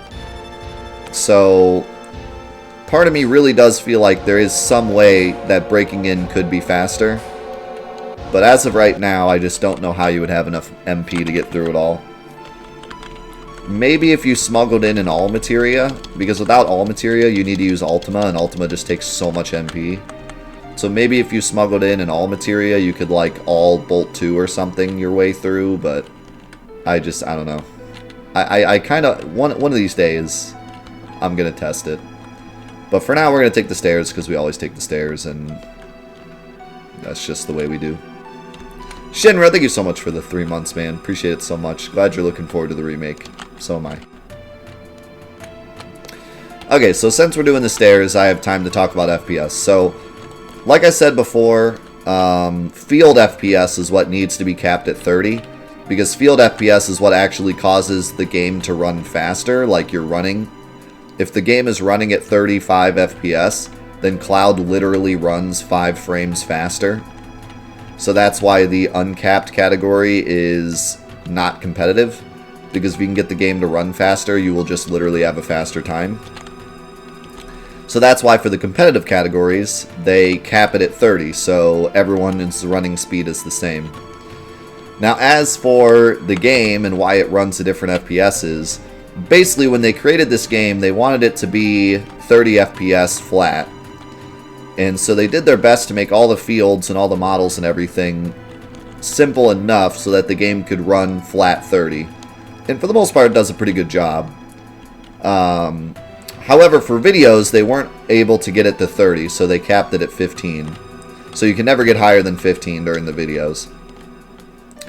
But one thing that they did, that a lot of PS1 RPGs did back in the day, is they upped the frame rate to 60 during menus. And the reason they did that is because in menus, there's no models.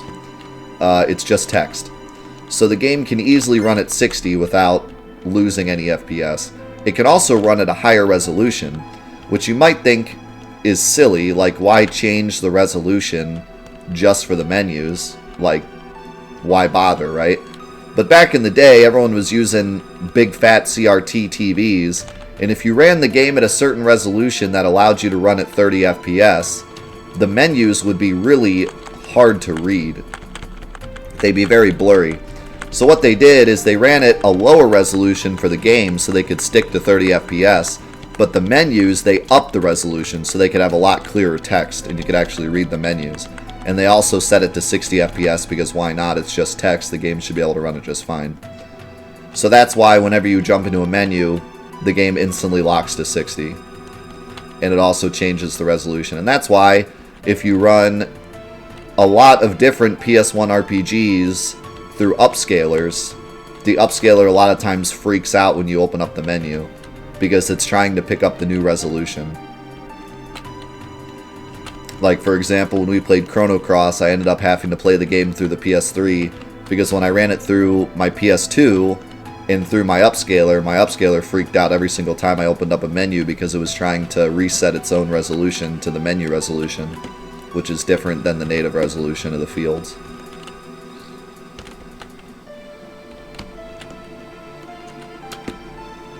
So there you go. There's a history lesson for resolutions in FPS. Long story short, they cut a lot of corners on the PS1.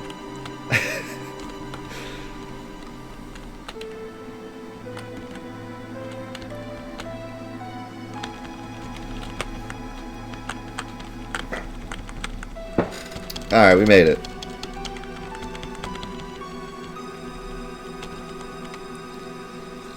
So now we have the fight with the soldiers. This fight is a little spooky, but as long as they don't super gang up on Cloud, you should be fine. And you just need to use one Ultima to take them all out. I've never had Cloud die in this fight. I think it might be possible if they all attack Cloud, but that would be pretty rare. So I think even if they all attack Cloud, you'd still have to like get crit or something for Cloud to die.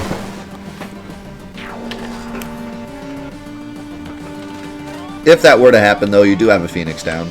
So, also, I got a Tranquilizer, which is really great. So, that fight, each one of those soldiers has like a, I don't know what it is. It's like a 15% chance to drop Tranquilizers. If they do, you can use them for some safety strats later. If they don't, it's okay. But if they do drop them, be sure to, pay attention to see if they drop them. I got one, so we can use that later for a little bit of a safety strat. Go to floor 60.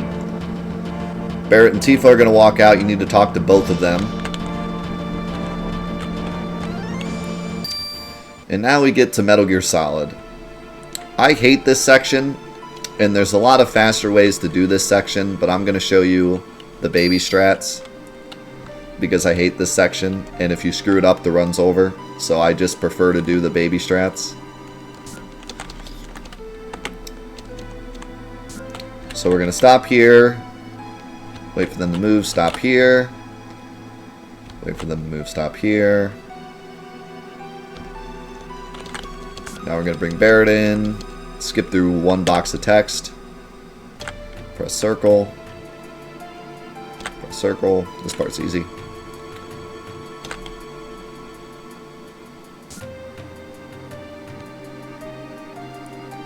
Notice there's no box of text for Tifa, so be sure you don't like accidentally skip through the text that doesn't exist. Now you can immediately run to the right and run to the right. Now here is where you could do some risky strats because you can go right there when the soldiers move, but I prefer not to. You can make that gap, but it's difficult and I don't like it. So, and then what I do for that part there is I watch this soldier here. I wait for him to move because if you notice on this one only, this guy moves first. You see that? For whatever reason, the guy on the right moves first and then the second guy. So you want to watch the right guy. As soon as you see this guy start to move, hit circle and you'll make it. And then the last one's free.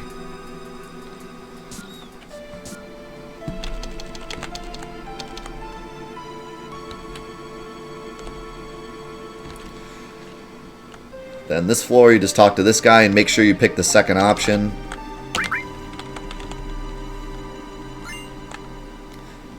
You can take the elevator here, but the stairs are actually faster.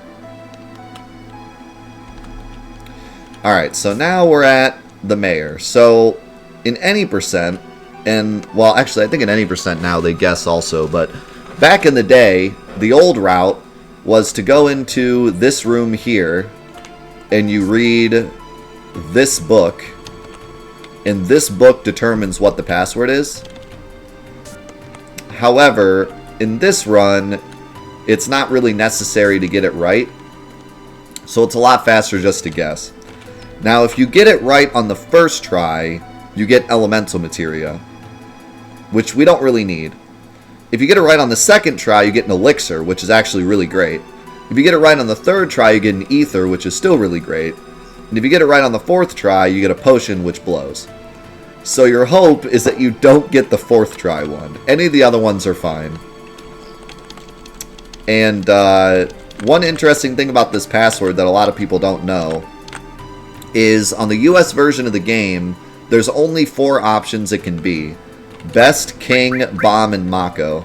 Orbs and Hojo are never the correct answer. In the Japanese version, the answers can only be Mako and King, I think. It's either that or Mako and Bomb, I always forget. In the EU version, the answer is always Mako. So, depending on which version you're playing on, that's how the passwords work. But for the English version, it's either Best, King, Bomb, or Mako. So you're just going to start with Best, and what do you know? You got it right. So I got the elemental materia, which isn't great, but it is faster because we got it right on the first try. Now we're going to jump in the elevator and go to floor 65.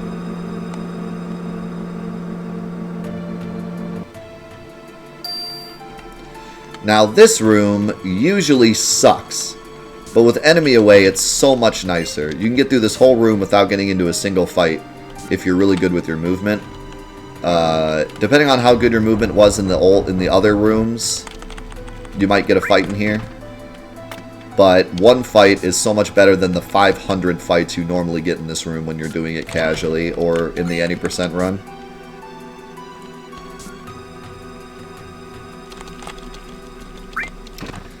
And the order of the chests is top room, left chest, top room, top chest, then the top right room, then bottom left room, top chest, bottom left room, left chest.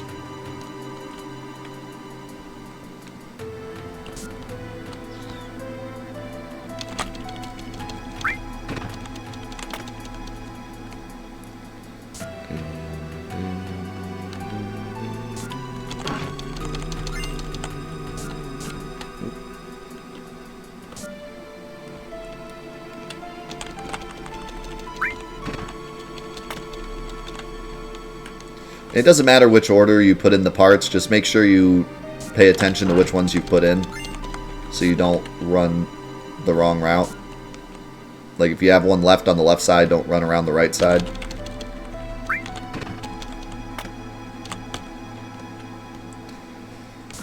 Okay, let's see if I get into a fight. Nice.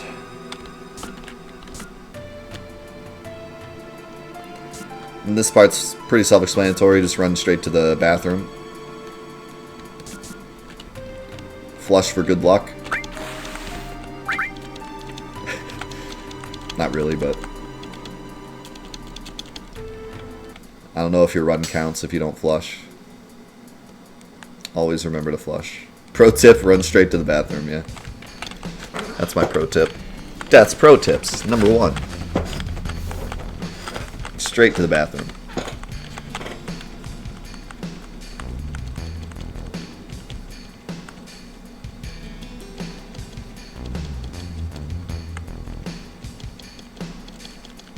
And then one thing here that I always like to screw up is you need to hold up. If you hold down, you'll look through the grating again like an idiot. So when this cutscene is over, make sure you hold up, so the cloud actually backs up correctly. I always think in my head like, okay, we need to go back through the vent, so I need to hold down. but you're staring at the camera, so you need to hold up so you go the opposite way.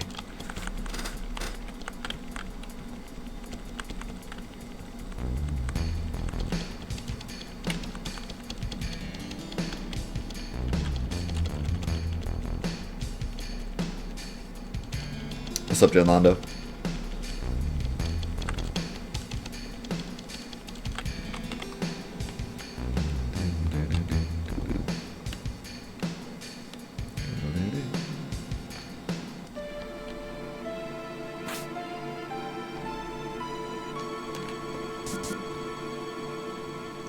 How messed up is my X key? What? Oh, you mean the key with nothing on it? The blank key?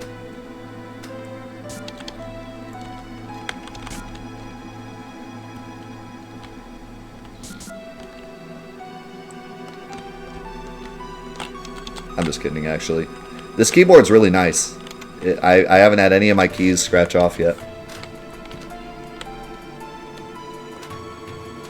You're a DoorDash driver? Nice. Can I have you do my food? Because I've yet to have DoorDash not screw up my order. I trust you to get it right.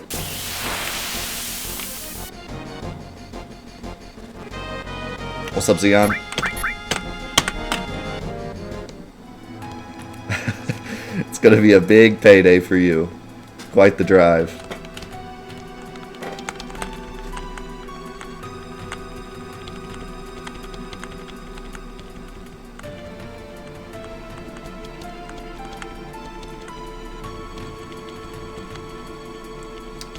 Alrighty, so there is a menu here. If you're super keen and pay attention to Cloud's health, if Cloud has full health, you don't need to do a menu here. I was not paying attention, so I'm going to do a menu.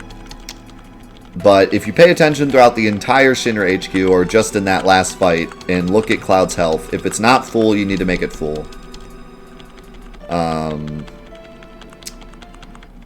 Also, if you got a tranquilizer, you can use a tranquilizer here as well to be safe. It's kind of up to you if you want to use the tranquilizer here, if you want to use it for Rufus later. I've never game overed on Rufus, but I've game overed on this fight before. So I think I'm going to go ahead and use the tranquilizer actually, just for the extra safety.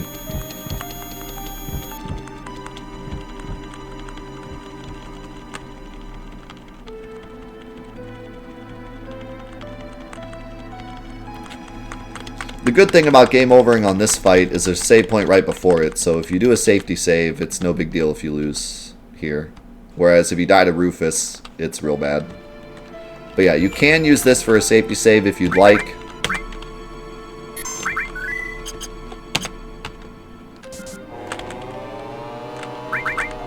So, Cloud is not at exactly full, so I'm going to give him one potion, and I'm going to go ahead and give him the tranquilizer. So, this is the project fight. This fight should be easy, but if the little boys cast magic on Cloud, it's a big yikes. That's the only thing that can't happen. If they attack Cloud normally, he usually survives. If they use magic on other people, it's fine. But they can't use magic on Cloud.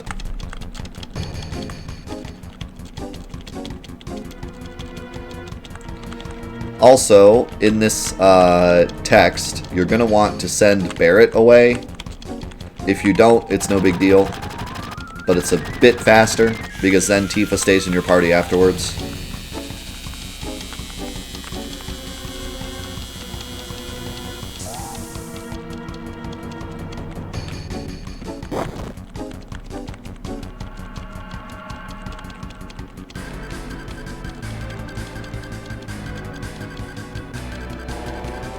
Also, in my experience, it's not really worth it to rename Red 13, because he only has a few lines.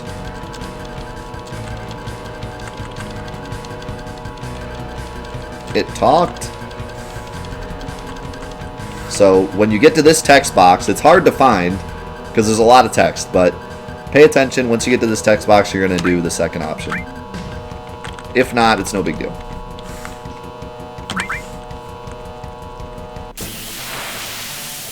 Then you're going to cast Flare with Cloud and Pray.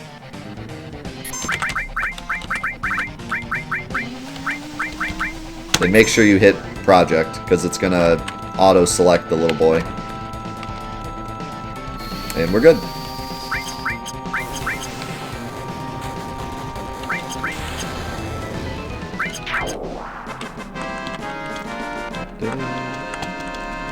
It might seem like it would be rare for Cloud to get hit with magic, but I've had it happen many times, so just be careful of that, because it can happen. Alright, so here, it's going to ask you to change the party. If you accidentally sent Tifa away, you need to place Tifa back in your party. But if you successfully sent Barret away instead, you can just hit circle here, because Tifa will already be in your party. We want Tifa in the party because she has enemy away. Like I said before, that's why we gave Tifa enemy away, because we can just keep her in the party for pretty much the whole game. And she will just keep enemy away and keep those encounters at bay. Now we just have to run back down and go in the elevator to trigger the next part.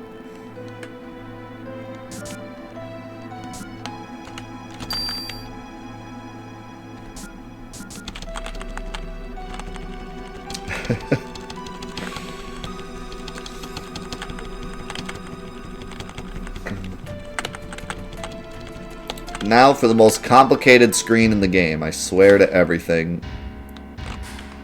This this screen should be simple, but it's not.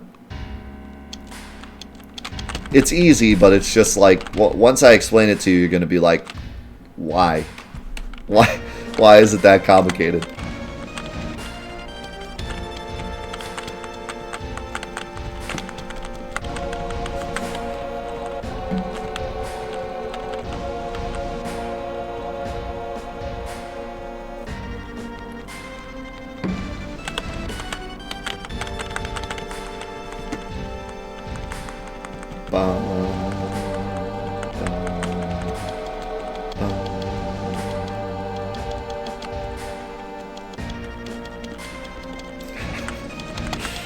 Why don't you take your bed and go to logic?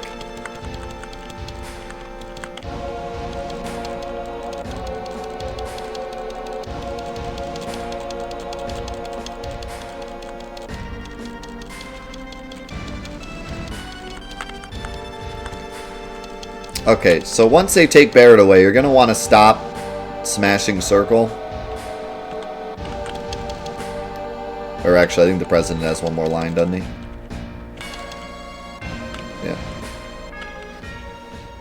Okay, so you're going to want to stop smashing circle, because if you do, you talk to Tifa way too much. So normally what I end up doing is I keep smashing circle, and then I get in this conversation with Tifa, so you don't want to do that.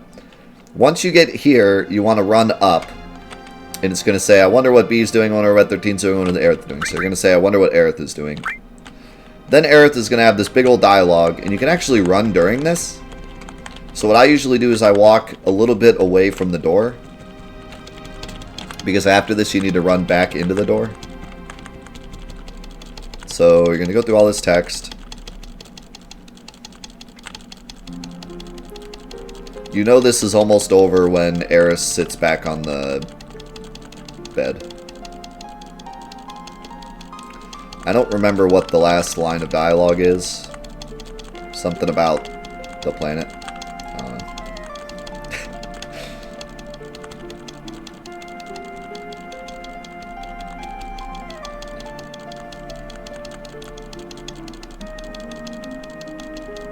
know. I'll go slow here so we can see.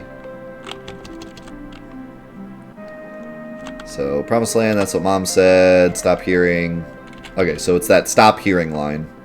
Once she says that, you're going to run back into the door, and it's going to default to let's just get some sleep. So you can just hit circle.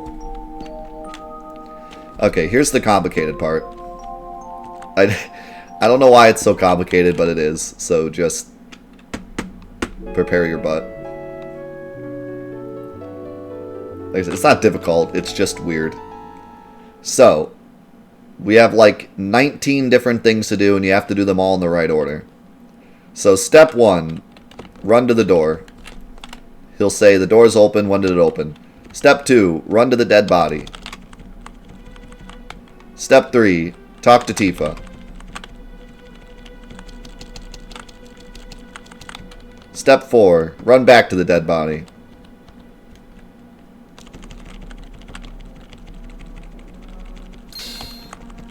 Step 5, talk to Barrett and Red 13.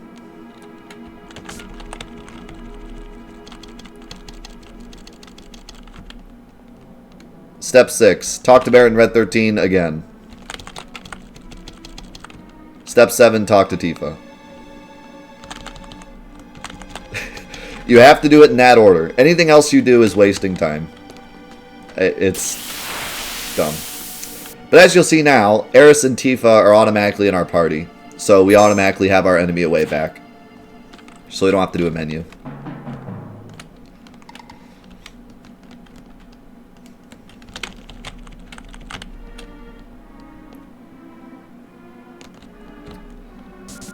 You could safety save there if you want. Not really necessary though, because there's a better save up here.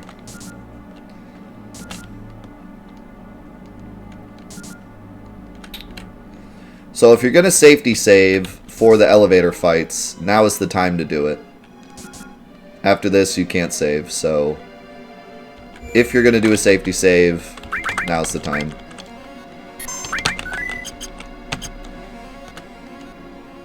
These fights normally won't game over you, but can get pretty dangerous and get pretty... like, you can lose a lot of time here. But usually you won't game over. The elevator boss has to be a real jerk to game over you. And like I said, I feel like there's a crazy chance that if Rufus crit you, you could die during the Rufus fight, but I haven't seen it happen. So...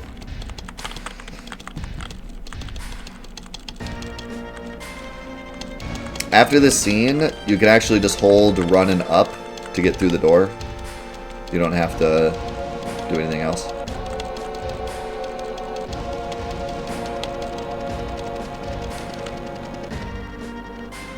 Actually, oh yeah, you do get through the door.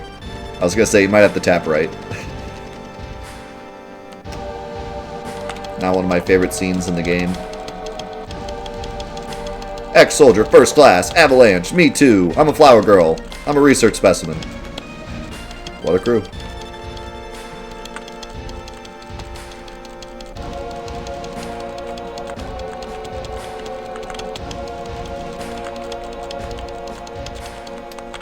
So here's where your menuing skills will be put to the test. There's a couple different menus we have to do here for each of these fights.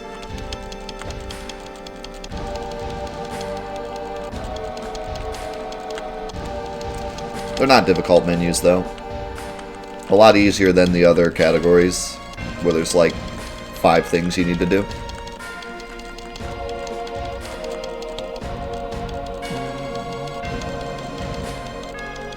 Yeah, I don't know why Red 13 says he's a research specimen. I've never understood that. But I guess it was just easier for him to say that. Or maybe he didn't want to reveal his identity to the party yet.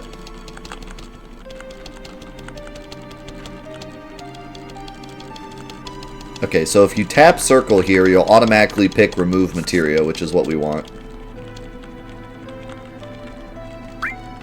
Okay. So now we're going to do a couple things. We're going to put everyone in back row. We're going to give Red 13 the same Materia that Cloud had, so Master Magic, HP to MP, and Magic Plus. We're going to give Eris Enemy Away. And we're going to give Barrett Mime. Then we're going to use 1 Ether on Red 13. And that should be everything. Also, this elevator is notorious for soft locks, so I highly recommend you do kind of a nice arc so that you're going straight into the door. Don't try to like go straight diagonal from the door to the elevator. It's a really rare soft lock, but I just am like terrified of it happening, so just a word of caution. Okay, so here's the elevator fight. Yo, subs with the beautiful raid. Thank you, my man. And we're gonna cast Bolt 3 and mine.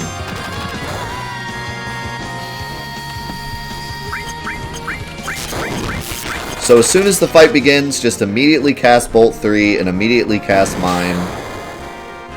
And then right after Mime goes off, you're going to cast Bolt 3 again.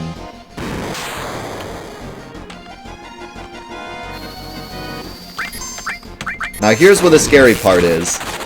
When this guy comes down, he gets one attack. If that attack is on Red 13 and it puts Red 13 to sleep or kills him, then it's a code red. Otherwise, we're good to go. I usually go ahead and get ready to throw a Phoenix down just in case. We're good.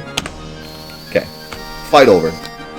If they put Red 13 to sleep, you need to attack him with Eris. If he kills Red 13, you need to throw a Phoenix down on him. And then just recast Bolt 3. But we got lucky. So, good fight. Now we're with Cloud. We need to hit square to remove materia from the other members. Then open up the menu. We're going to give Cloud his materia back. So HP to MP, Master Magic, and Magic Plus. We're going to throw one Ether on him. And we're going to make sure he's in the back row, which he already is. Then you're going to hit Start to end the dialogue. Now, here, all you're going to do is cast Flare as quickly as you can. The dog should cast Barrier on Rufus, and Rufus should shoot you. And then you should get your flare off. And it should default to Rufus. As long as you go fast enough, you should get it off and you shouldn't have any problems.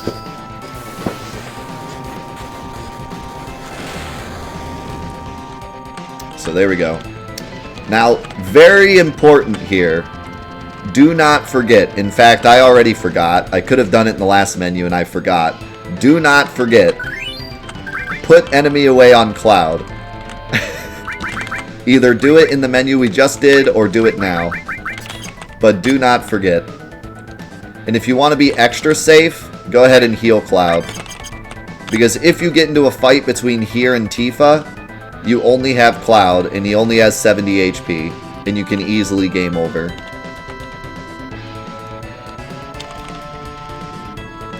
I had one really good run die because Cloud got into a fight there and game over. So do not forget that. And now we just do this as normal. Now I can thank my raiders. How's it going? Subs, thank you so much for the raid. Thanks everyone that's raiding over. We are doing a tutorial for the New Game Plus route so that more people can run this and we can get a leaderboard set up for it. Why do we use enemy away? To stop enemy encounters, because they waste time. They waste a lot of time. Every time you get into an enemy encounter, it takes 20 or so seconds to run away from it. And Avatar, thank you so much for the 5 months, my man. Appreciate it so much. It's good to see you, dude. Hope you're having a good day today. Also, never forget, the car has suicide doors. Once you see it, you can never not see it. Yeah, we're doing a tutorial for the New Game Plus speedrun. We're not actually doing a speedrun right now. We're showing how to do everything.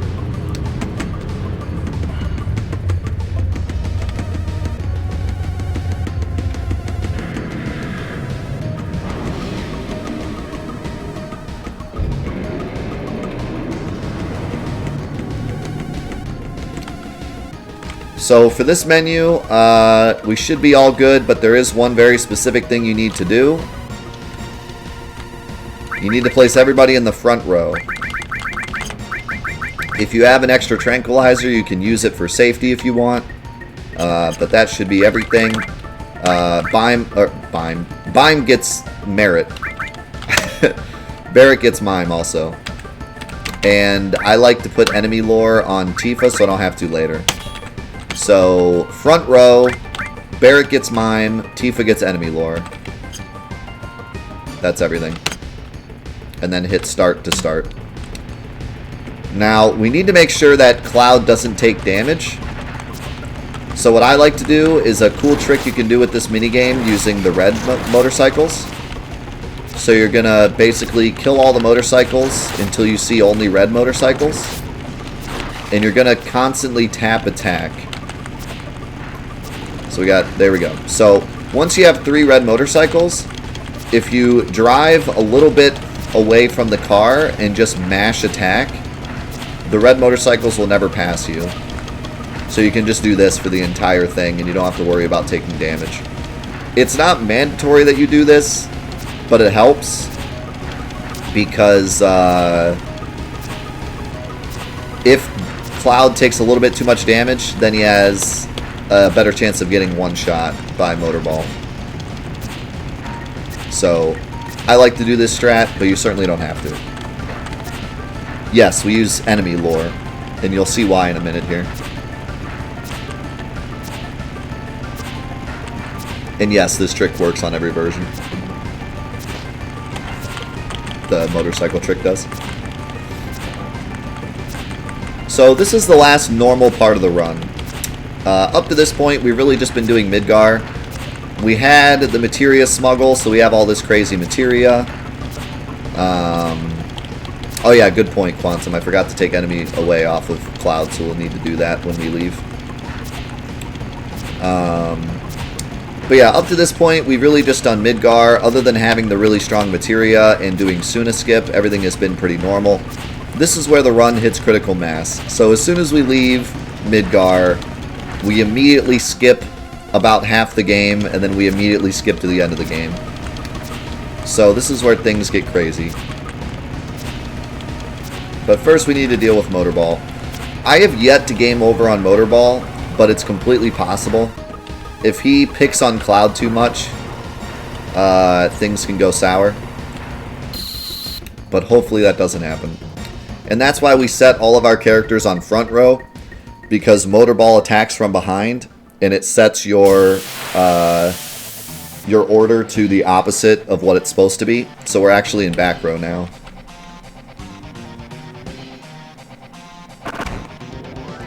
He crit us, which really sucks.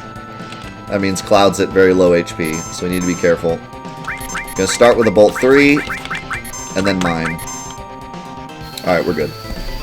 We got lucky, he didn't attack Cloud. So the Mime will be enough to kill him.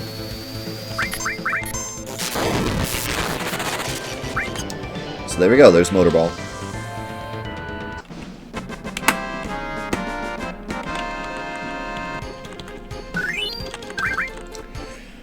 And we have one final Midgar trick.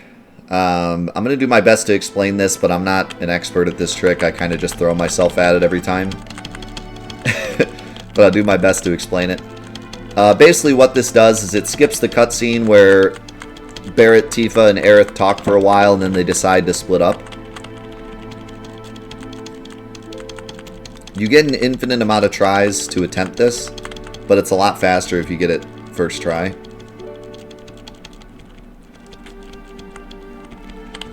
So I'll do my best to explain it. It really just takes some practice, though. Okay, so I'm going to click off the game so it pauses. Basically what's going to happen is Tifa's going to jump down and walk to the left. And then Cloud's going to jump down and you're going to get control of Cloud. So what you're going to want to do is you're going to want to hold run and left, and Cloud is going to bump into Tifa. And you're going to continue to bump into Tifa until Tifa is about where this crack in the ground is. Once you get there, you're going to hold down left and run, and Cloud is going to run to about here. When you get to here, you're going to press circle. And what that's going to do is it's going to talk to Barrett, but at the same time, Cloud is going to try to leave, which starts another text box where Cloud is like, is it time to go yet? Yes or no. So I'm going to show that off, see if I can do it in one try.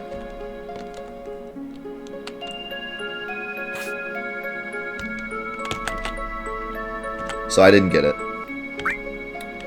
You'll know if you got it because Barrett's going to turn to face you. And Cloud is going to step back. So let's try it again. I usually stand about right here and just run down left and hit circle.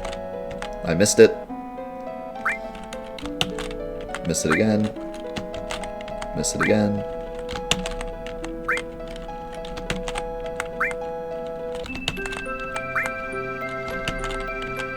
Oh, Barrett. There we go. So, if you notice, Barrett turned around, and Cloud also walked back. That's how you know that you got it right. So now you're going to skip this text box, and you're going to select Let's Go. And at the same time, Barrett's going to say, we told Aerith's mom to go somewhere safe. And you're going to say, I don't know. Once you hit, I don't know, you're going to hold X and down. And skip the next text box. And that's going to cause Cloud to just leave. And that skips all the text boxes afterwards and skips you having to select your party and all that stuff. And you just leave Midgar and you have Barrett, Tifa, and Cloud. So at this point, we're going to remove enemy away from Cloud because I forgot to. And then we're going to save the game. And this is not a safety save. This is an actual save that you need to do for the run. And then we're going to exit out of the game. We're going to run FPS Fix again, don't forget. And we're going to load up our wrong warp save file. Hello? FPS Fix? Go away. I don't know what that was about. So we're going to load up our wrong warp file that we made earlier. And while the game is loading, you can hold X and up to immediately walk in. So you don't have to like wait for the screen to do its thing. This file is the file we made earlier. The only difference is that I killed off all the characters to make it a bit quicker. But other than that, it's the same file we made earlier. And all we're going to do is just game over.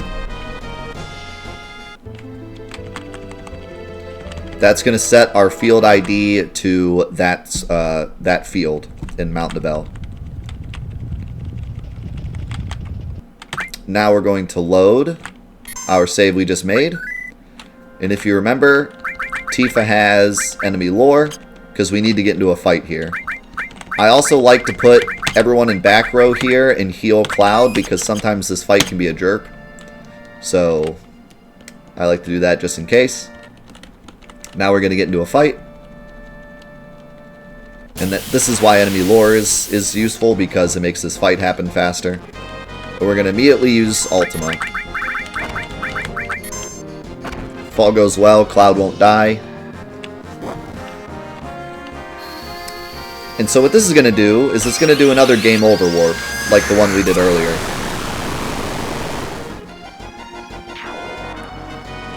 However, this game over warp is very special. This game over warp gives us a very specific save file where a very strange glitch happens, but we're not actually going to use the glitch yet. Instead, we're actually using this game over warp simply to go to Rocket Town. And here you're going to want to equip enemy away again, and then just run to Rocket Town. And if you want, you can heal Cloud if Cloud took a lot of damage. But we're just going to run straight to Rocket Town. And it's not a bad idea to safety save here if you want. But if you do have to load this save, it wastes a lot of time. So at this point, you're kind of just in it to win it. But you can safety save here if you'd like.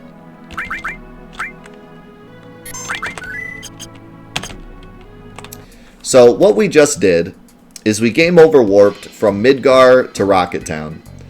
Normally, we could actually warp to the end of the game here, but unfortunately, we need the Tiny Bronco, and I'll explain why later. But because we need the Tiny Bronco, we have to do Rocket Town. Otherwise, we could literally just skip to the end of the game right now.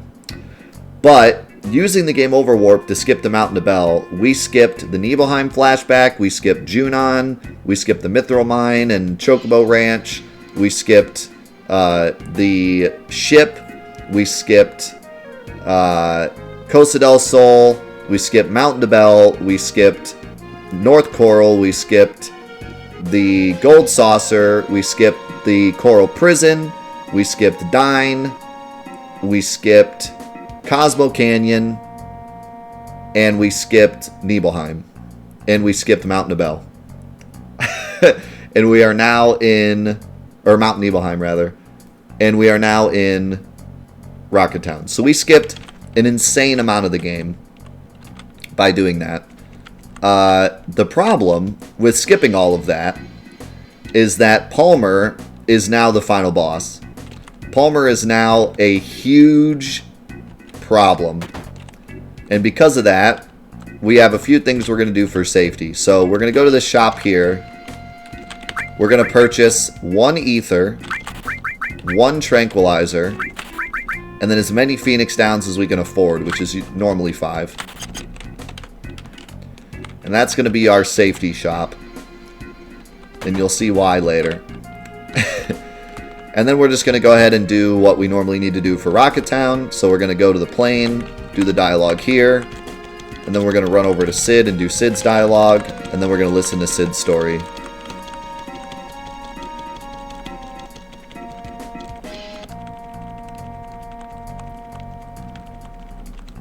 And we are now within 20 or so minutes from being done with the game. So, as I said, it's a very short category, and although the setup might be a bit daunting, the run itself is over before you know it.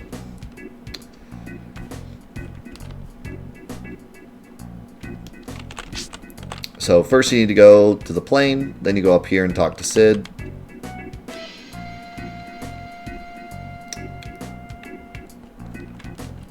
Thank you for the bad joke, by the way, Cloudy. I'll hit it when we're done with the run here.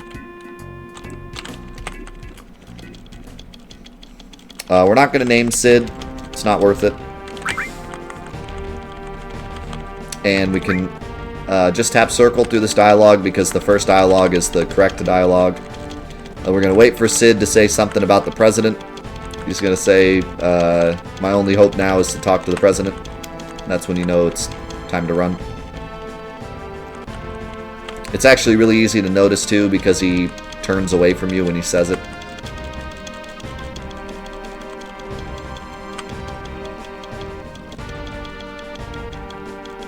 Right here.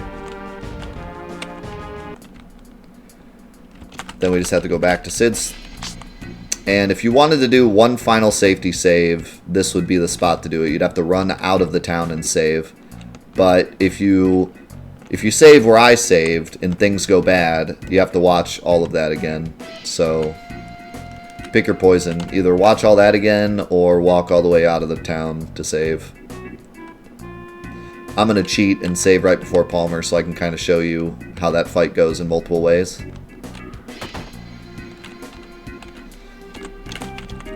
So now we got to listen to Sid's story. This is actually a little nice little break. For a 2-hour run, most people don't really need a break. 2 hours is usually about the limit to where people might start needing breaks. But if you need a break, this is the time. You get a nice, like, I don't know, like 70 or 80 seconds that you could, like, go to the bathroom. It would have to be a quick bathroom break, but you could squeeze it in.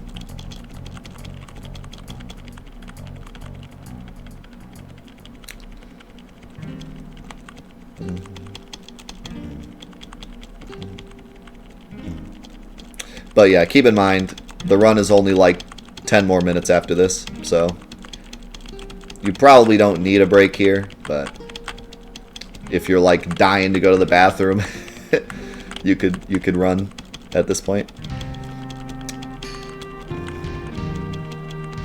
Your break would actually start as soon as the timer starts. So all this you have to skip through, but once you see the timer appear in the top right hand corner, you could run to the bathroom. Because the rest of it's automatic.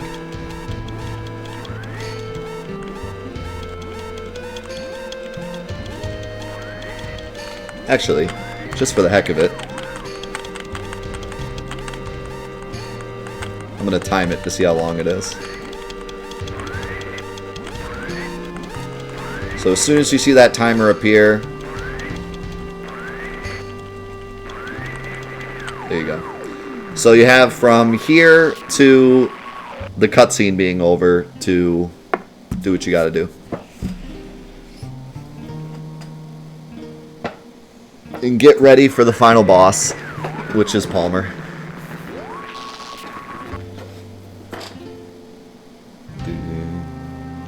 Yeah, you can take a little nap. In any percent, this is actually a really nice break because you still have like an hour of the run left. So you could have a little break here.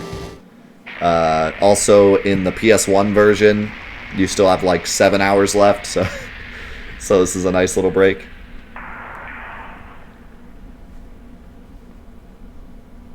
Okay, so it's not 90 seconds. It's more like 60 seconds. So you'd have to really book it.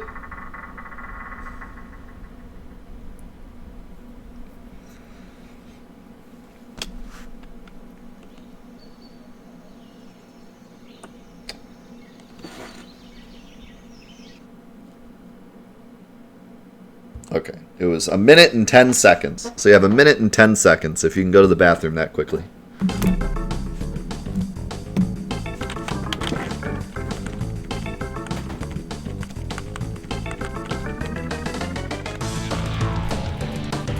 Holy cow, Dargan with the 4,000 bits. Holy crap, dude. Thank you so much. Give me some foam in the chat. Dang, man, thank you.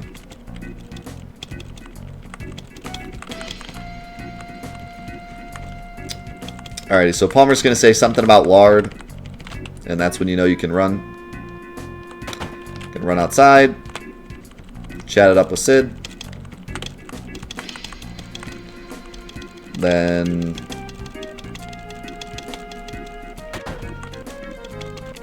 Shara's going to say Palmer's in the back. That's when you know you can go. Okay, so here's where you do the menu. So this menu is very important. You're going to do a couple of things. First of all, you're going to throw an ether on Cloud. Second of all, you're going to heal Barrett to full, whatever that takes. You're going to use a tranquilizer on Barrett. You're going to throw an enemy lore on Tifa. And that should be everything.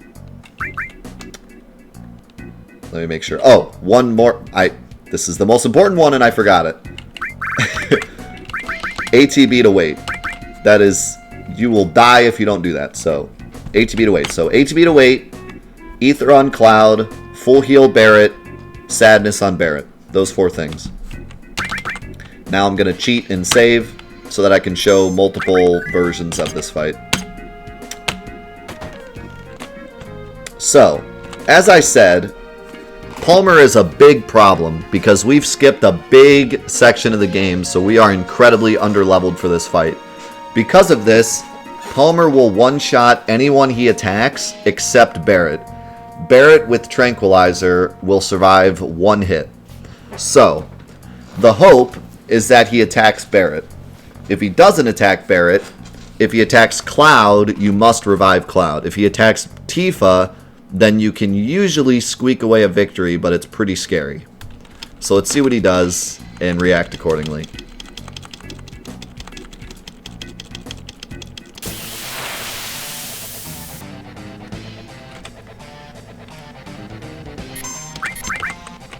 I'm just going to sit in the menu. Okay, so we attack Cloud. So that's good. I can show you how terrible this is. So, now that he attacked Cloud, we need to throw a Phoenix down on Cloud. And then just hope he doesn't do that again. And he can do it as many times as he wants. He's going to do it again.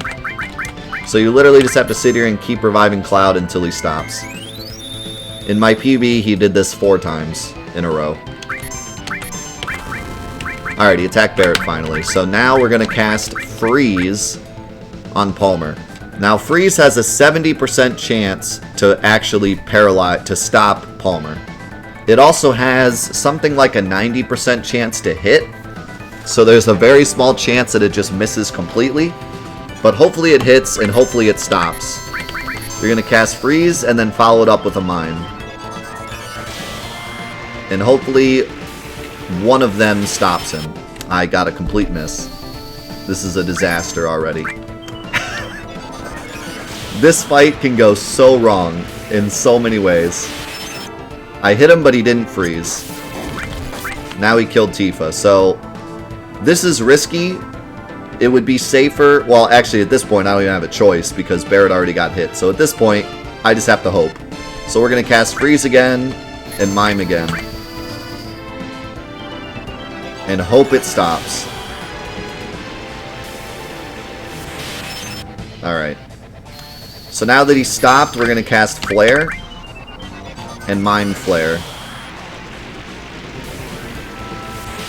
And because my first freeze missed, I'm going to be low on damage, so I'm not sure if we're going to kill him here.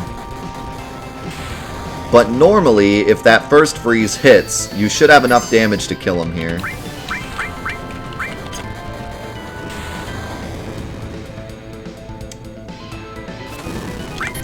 Let's just see if it works. I don't think it will. I think this is a rip. We got incredibly unlucky. Nope, we just got incredibly unlucky. So we'll have to try again.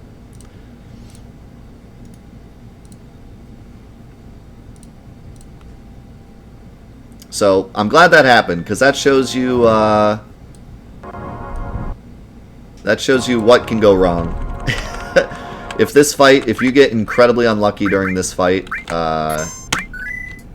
you can die very easily.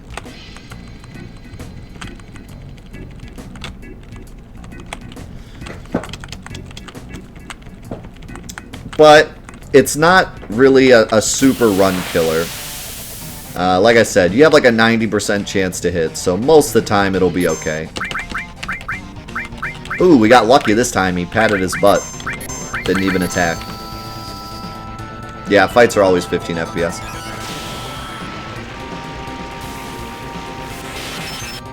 We didn't get the freeze on the first one, so we need to wait to see if we get it with the second one before we cast Flare.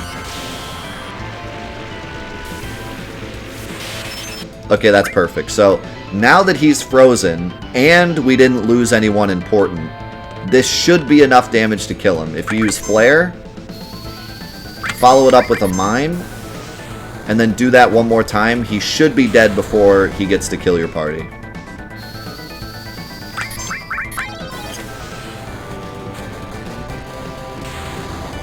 As long as these all hit.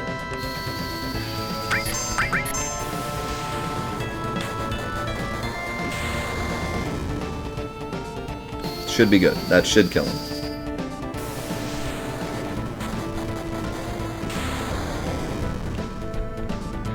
It didn't. But that's okay. Because Barret will survive, meaning he can do one more Mime. This will kill him.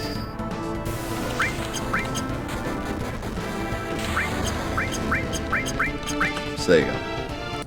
Let's do it again so we can see what else, what other things can happen in this fight.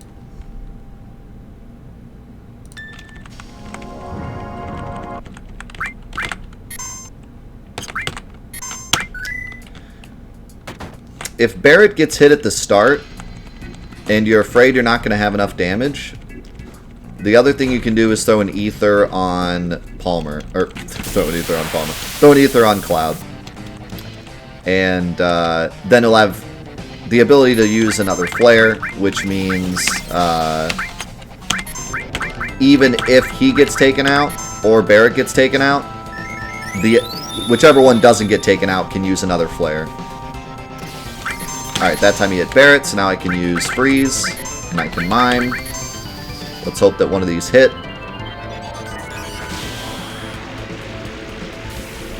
Also, if you have a lot of extra ethers, like on this file I do, because I haven't had to use any yet, any extra ones yet, you could throw 2 ethers on Cloud before the fight starts, and that could be a bit of a safer strat as well.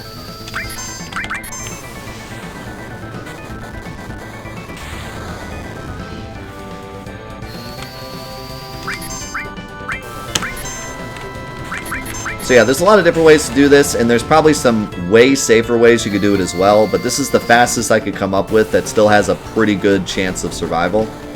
You really have to get pretty unlucky for this fight to go completely wrong. So this mime should kill.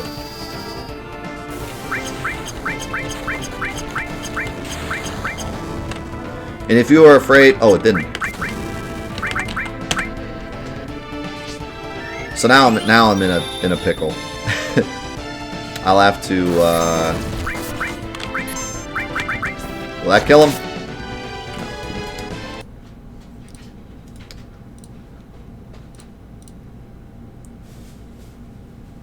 So I guess with this damage that I'm getting here, it's probably safer just to throw an extra ether. Because I think that'll give me an extra flare. So yeah, if you want to be super safe, I say just throw an extra ether there.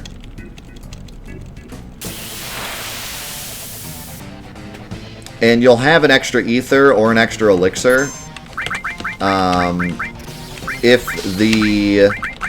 If you didn't get the mayor's password right on the first try or the fourth try, then you'll have an elixir or an ether that's extra that you can throw on Cloud.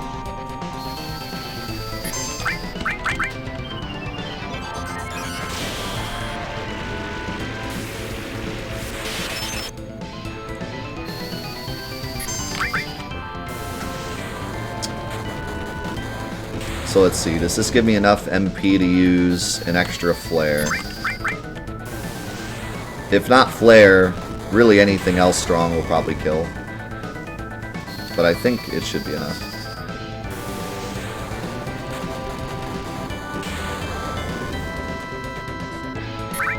Oh nice, he hit his butt. So not enough to use flare, but you could use freeze. And that should be enough. So yeah, I would actually... Oh, nice miss. I would actually just go ahead and use the extra ether, just for extra safe. Because like I said, this fight can go wrong in many different ways. So, probably a good idea just to throw it. But, you know, use your own discretion, decide what works for you. Just keep in mind, any spell can miss. It has a very small chance to miss, and then freeze has a 70% chance to hit. And basically, if Cloud dies, you just have to keep throwing Phoenix Downs until he stops killing Cloud. If Barrett gets hit, you're good. If Tifa gets hit, you're good. So that's the final boss. After this, it's pretty much smooth sailing. There's only one more thing we have to worry about. And everything else is just press the right buttons, and you're good to go. So you can breathe out, sigh of relief, the hard part's over.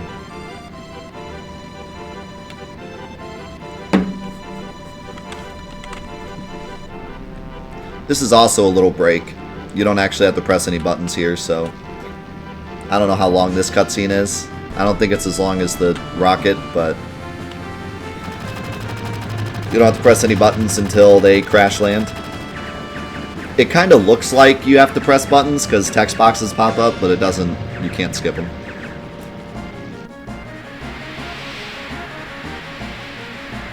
You can move during this though, which I find funny. And if you hold run, you actually move faster. Which looks kind of silly.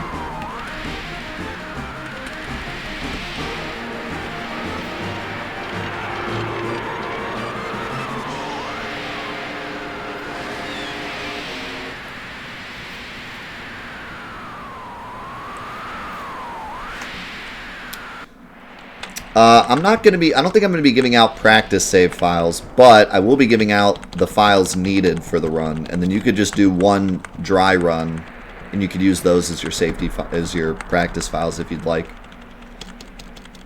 If a lot of people would like practice files, I could probably make some, but you'll find that just running through the run will suffice enough for the practice, I think.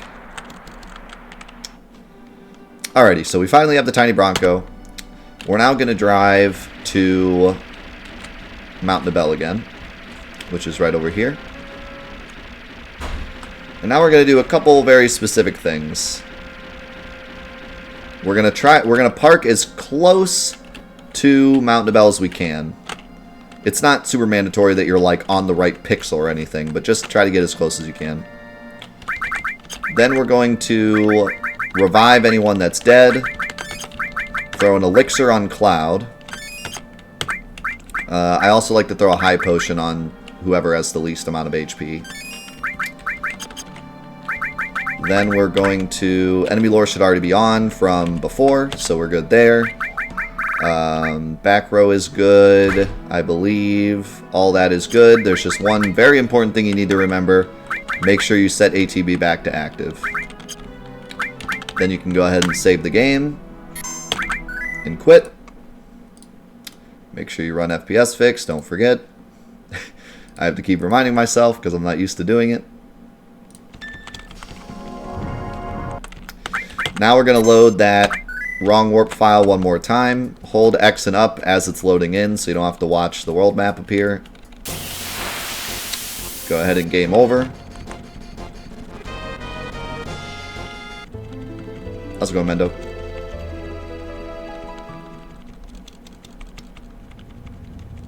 Now we're going to load our file and win a fight. I like to do beach fights. There's a fight in the field with a gargoyle, and the gargoyle likes to cast M barrier on the first turn, and then you can't kill him. So I would recommend doing a beach fight instead. The only annoying thing about these guys is they can put you to sleep, but other than that, they're pretty safe to fight. I'm doing great, Mendo. This is going to game over warp us to Mount Nibel. We're going to leave. And now we are finally ready for the wrong warp. So, right now, enemy lore is on. So that's why I said you need to park as close to Mount Nibel as you can, because you need to make a mad dash for the plane without getting into a fight. If you get into a fight, it's not a big deal, but it just wastes time because you have to run away. But you don't really want to have to do a menu to take off enemy lore. Then we're going to drive over to this spot right here. And now it is time for the one piece of RNG. Well, I mean, there's RNG in the run, but the one big piece of RNG. So I talked about at the very beginning how this run is a lot better than any percent, at least in terms of RNG nonsense. And it is. In the any percent route, you need to get Yuffie warping to work, which is a like 12.5% chance, and every time you miss it, you lose like 40 seconds. And you also need to get wrong warp RNG, which is, I think, a 1 in 4. I've gone back and forth between saying 1 in 3 and 1 in 4, and I've never looked it up, so it's one of those. But in the any percent category, you have, every time you miss it, it wastes like 35 seconds because you need to run around in circles until you get another fight. But in this category, we have enemy lore. And enemy lore is really, really nice for negating some of the RNG, because every time we get a fight that isn't the right fight, we don't have to wait as long to get another fight because we have enemy lore. So that's really where enemy lore comes in. I know it sounds silly to have enemy lore in a speedrun, but it really does help for this RNG, because if you don't get the right fight, you need to waste a lot of time running around in circles waiting for another fight to appear. Now, what am I talking about when it comes to the right fight? Well, right now the game is very confused as to where its memory IDs should be. Because we did a game over warp into a save that was already glitched because it thinks it's on disk 3 but is actually on disk 1, the game gets really confused as to where its memory addresses should be. So right now, our game is in a very strange state where every time we run away from a fight, the game's field ID is set to the same number as the battle ID of the fight we ran away from. So for example, if we get into a fight with a soldier, and the soldier's battle ID is 10, if we run away from that fight, the field ID of our save file is set to 10. And the next time we win a fight, the game is going to try to place us on the correct field ID, but it's mistakenly going to place us on field ID 10, whatever that happens to be. There just so happens to be a fight on this field that has the same battle ID as the debug room's field ID. So what we need to do is fight the fight whose battle ID corresponds to the debug's room field ID, run away from it, and then win the next fight. And that will place us in the debug room. But not just the debug room, it's actually going to place us in the exact debug room that we want in order to complete the rest of the game. So the fight we're looking for is a fight with 3 Spencers and a flying dude. And I think we just got it. We just got it first try. Let's go, boys. So that's the fight we want. The luck in this run was really good other than Palmer. So we got the fight we want. I'm going to go ahead and heal Cloud because he got hit. Because we don't want Cloud to die. Now that we got the right fight, we just need to win the next fight. And once again, I like to do beach fights because they're safer. So we're going to do a beach fight. And we're just going to immediately cast Ultima. We got a back attack, which is amazing. Or a side attack. So we get first turn. This is the same exact luck that I got in my PB.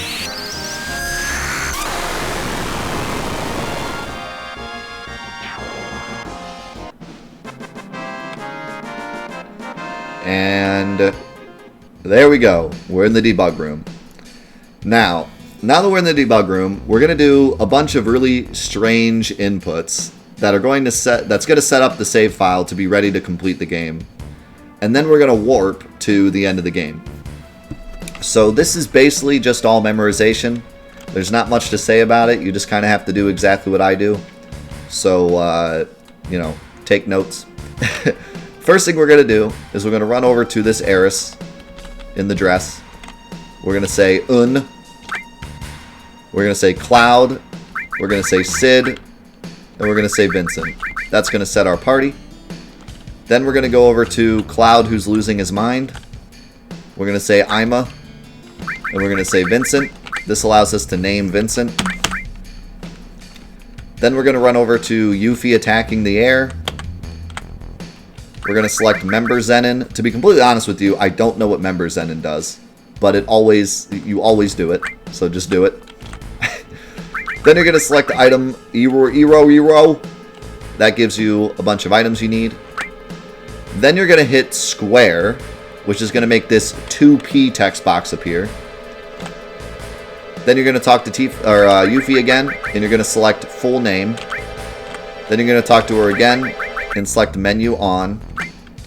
Then you're going to talk to her again, hit next, and hit full materia. At this point, you're going to open up the menu. You're going to go to equip Cloud. Cloud's going to have this really glitchy looking menu. You're going to select weapon, and you're going to select Ultima weapon. You're then going to swap over to Sid. You're going to select weapon. You're going to select Venus Gospel. And now this is very, very important. You need to not touch Vincent yet. My 2 runs ago, I touched Vincent here and screwed up everything. Don't do that. Do not touch Vincent. You're going to instead go to your materia slots. You're going to hit arrange materia. You're going to give Sid double cut. You're going to give Vincent steel and master magic. You're going to go over to Cloud. You're going to remove HP to MP. And you're going to give him double cut. You're then going to put Cloud in the front row. And that should be everything. You're going to talk to Yuffie again. Go to next. Go to battle 999. And this is going to start a battle with the Illuminati. You're going to attack the back row pyramid. Don't touch his equipment screen. You can touch the materia, just not the equipment. You're going to fight this fight twice.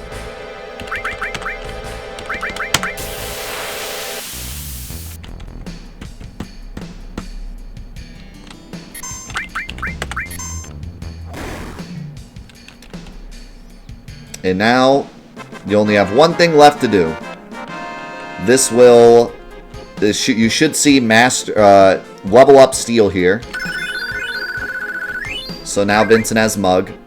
The only thing left you have to do, 2 very important things. 1, equip Vincent with death penalty. And 2, look away from anyone so you can't talk to anybody. Hit square so it says 1P, and then hit circle to get rid of it. That is very, very important. If you don't do that, the whole run is going to explode. Then you walk over to Cowgirl Tifa, the first one, not the second one, the first one. And you're going to select last 4-4. And if everything goes right, you'll be ready to fight Jenova, and you'll have everything you need to finish the game. Now, I should probably explain what's going on here. The game still thinks we're on Disc 1, but we're doing the Disc 3 fights. So it's going to play Disc 1 cutscenes. If you want an in-depth analysis, like I'm not going to go too in-depth, but basically, the code for Final Fantasy VII is on every disc, but the cutscenes have been split between the 3 discs. The only reason that Final Fantasy VII was 3 discs was because of the cutscenes. They could actually fit all the code on 1 disc, but they had to split the cutscenes into 3 discs because the cutscenes took up too much space on the disc. So, even though we're on Disc 1, we still have all the code necessary to complete the game. But the cutscenes are going to be like, hey, I want to run cutscene 1, and because we're on Disc 1 instead of Disc 3, cutscene 1 is some cutscene with a train, instead of the correct cutscene, which is like, you know, the North Crater stuff. So that's why we're going to be seeing trains this whole time. Now, these final fights are really easy, but it's very important that you do them correctly. We're going to be using a glitch called the Vincent Mug glitch, or as my community likes to call it, the Muglitch. Basically, Vincent Mug glitch works like this. When Vincent uses Mug with specific weapons, the death penalty being one of them, it skips the animation of the next thing that happens. So, for example, if you use Mug with death penalty and then immediately cast Knights of the Round, you won't actually see the summoning of Knights of the Round. The enemy will just suddenly die. Suddenly take all the damage from Knights of the Round, but you'll never see the animation of Knights of the Round. We're going to be using that glitch, but a bit differently. Instead of skipping an animation of an attack, like Knights of the Round or a magic spell or whatever, we're going to be skipping the death animations of the bosses. All 3 of these bosses have really long death animations. Jenova's not too bad. She kind of just disappears like a normal boss. But Bizarro Sephiroth does this long, like, oh no, I'm dying animation. And then Safer Sephiroth does that thing where he splits into like 7 million pixels and it literally takes like 2 minutes for him to actually die.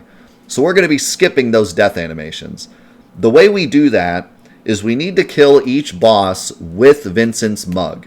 If you kill the boss with Mug, the next animation that plays is the death animation. So by doing that, it actually skips the death animation. In order to do that, we need to very specifically attack the bosses in a way to where Vincent's Mug does the final hit. So you can remember this basically like this. Jenova takes 3 2x cuts. Bizarro Sephiroth takes 2 2x cuts. And Safer Sephiroth takes 4 2x cuts. So basically it's 3, 2, 4. You do 3 on Jenova, 2 on Bizarro, 4 on Safer. Safer's a bit different, and I'll show why in a second. And also, Bizarro, there's a bit of a strat you need to do. But you need to remember those numbers, 3, 2, 4. So Jenova is 3. So what we're going to do with Jenova is we're going to immediately 2x cut. 2x cut. Oh, I forgot to get rid of Cloud's limit. I made it, oops. So, if Cloud has his limit, let me explain this real quick. So, if Cloud has his limit, you need to pay attention to the final fights you do.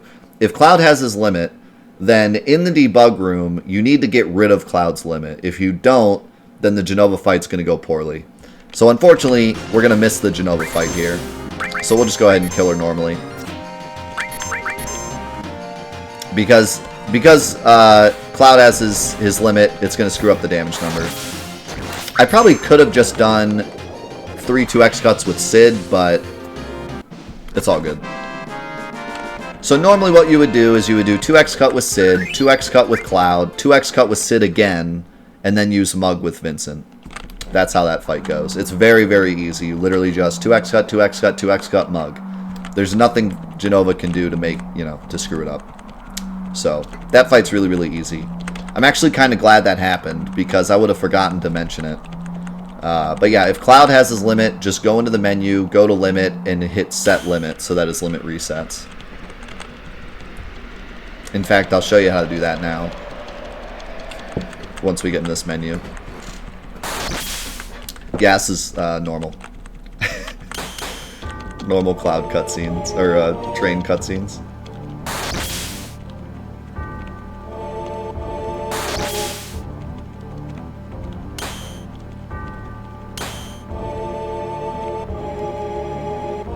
Okay, so we need to make our party. It's just going to be Vince and Sid. Doesn't matter where you put them. And then normally you'd exit out of here, but just to show you real quick, what you want to do is you want to go to Set, Braver, and then just hit Yes. That'll get rid of his limit, if he does have his limit in the debug room. So yeah, this menu you can just exit out of.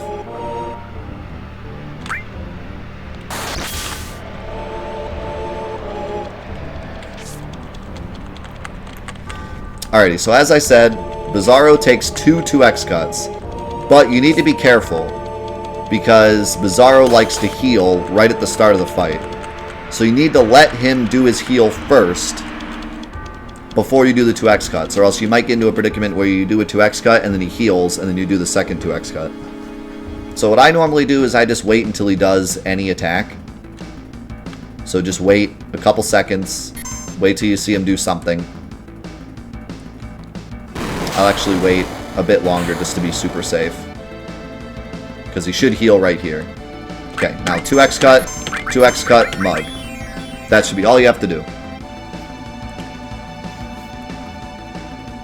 And you want to do them very close together, so you make sure he doesn't, like, sneak in a heal in between.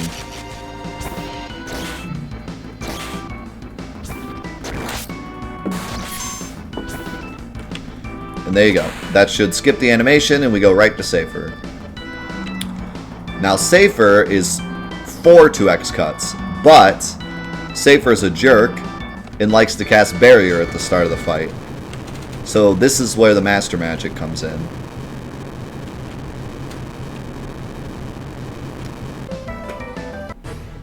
Luckily, Safer Sephiroth does the same exact thing every time, so as long as you do these inputs correctly, you'll never screw it up. You're going to go to Vincent as soon as he gets his turn.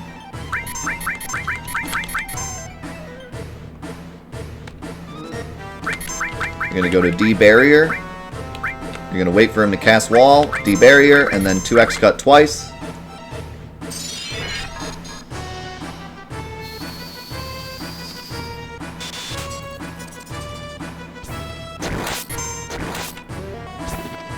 You're going to 2x cut 2 more times. And then immediately Mug. And that should be it. Shadow Flare will miss because we have full name on. And full name gives you a silly immunity to like everything.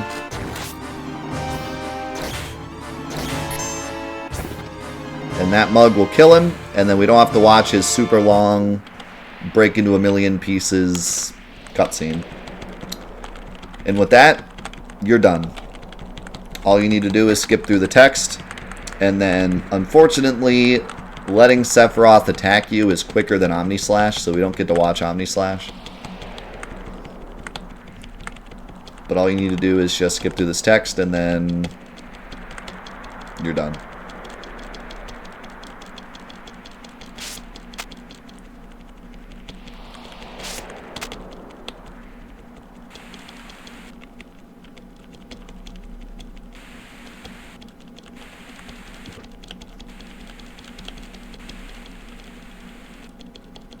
And yeah, it plays the bridge breaking animation here, so it's way faster than like the super long go through the tunnel video.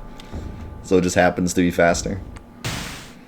And that's it. That's the last input, because we're just going to let Cloud or Sephiroth attack us. So, and time stops when the final damage number appears on Sephiroth. So time stops right now. And that's it. That is Final Fantasy VII New Game Plus PC capped. So again, the goal with this tutorial is that people will run the game and we'll be able to get a competitive category of New Game Plus, because I think it's a really fun route. It's a lot more fun, personally, for me than than regular any percent, because any percent has Yuffie luck, which is terrible. It has wrong warp luck as well, but you don't have enemy lore, so it's worse. There's a lot of different other things that can go wrong with any percent. And it's a much longer run as well, so it's harder to get into for people that don't, speed run a lot. But if you've been sitting around like, man, I really want to speed run Final Fantasy VII because I love it, but any percent just seems too daunting, hopefully this category is a little less daunting. It's only 2 hours. There's not much RNG in it at all. Most of the fights are pretty safe. Most of the fights have safety saves beforehand that you can use. And the tricks aren't too bad. Bar skip you don't even have to do if you don't want to. Suna skip has a really nice setup. What else? Avalanche skip you don't need to do. I don't do it because it's really difficult. And Jesse skip you don't need to do, but has a pretty good setup for it as well. So you can really just do as much as you want. Suna skip is really the only skip you have to do. Otherwise, the run will be a lot longer. But yeah, Palmer is final boss. Other than that, the run isn't too bad. And hopefully people enjoy the run. If you don't end up running the game, hopefully you at least enjoyed the tutorial and just the explanation of how everything works. It is a really cool run to just watch. I will have the saves for Materia smuggling and the wrong warp in the description, so you don't need to set those up for yourself if you don't want to. You can use my saves, or you can set them up for yourself if you want. But if you don't want the barrier to entry of having to set up those saves, they'll be there. Also, I will put in the tutorial for how to set up the frame cap, so that's easy to do. And you can also watch my run of this to see all these strats in action and see what the actual run looks like when the timer is on. I'll leave a link of that down below as well. And I think that's it. So thank you for watching this tutorial. I hope you enjoyed. If you have any questions, feel free to leave them down below, or you can contact me personally if you have any questions about the run.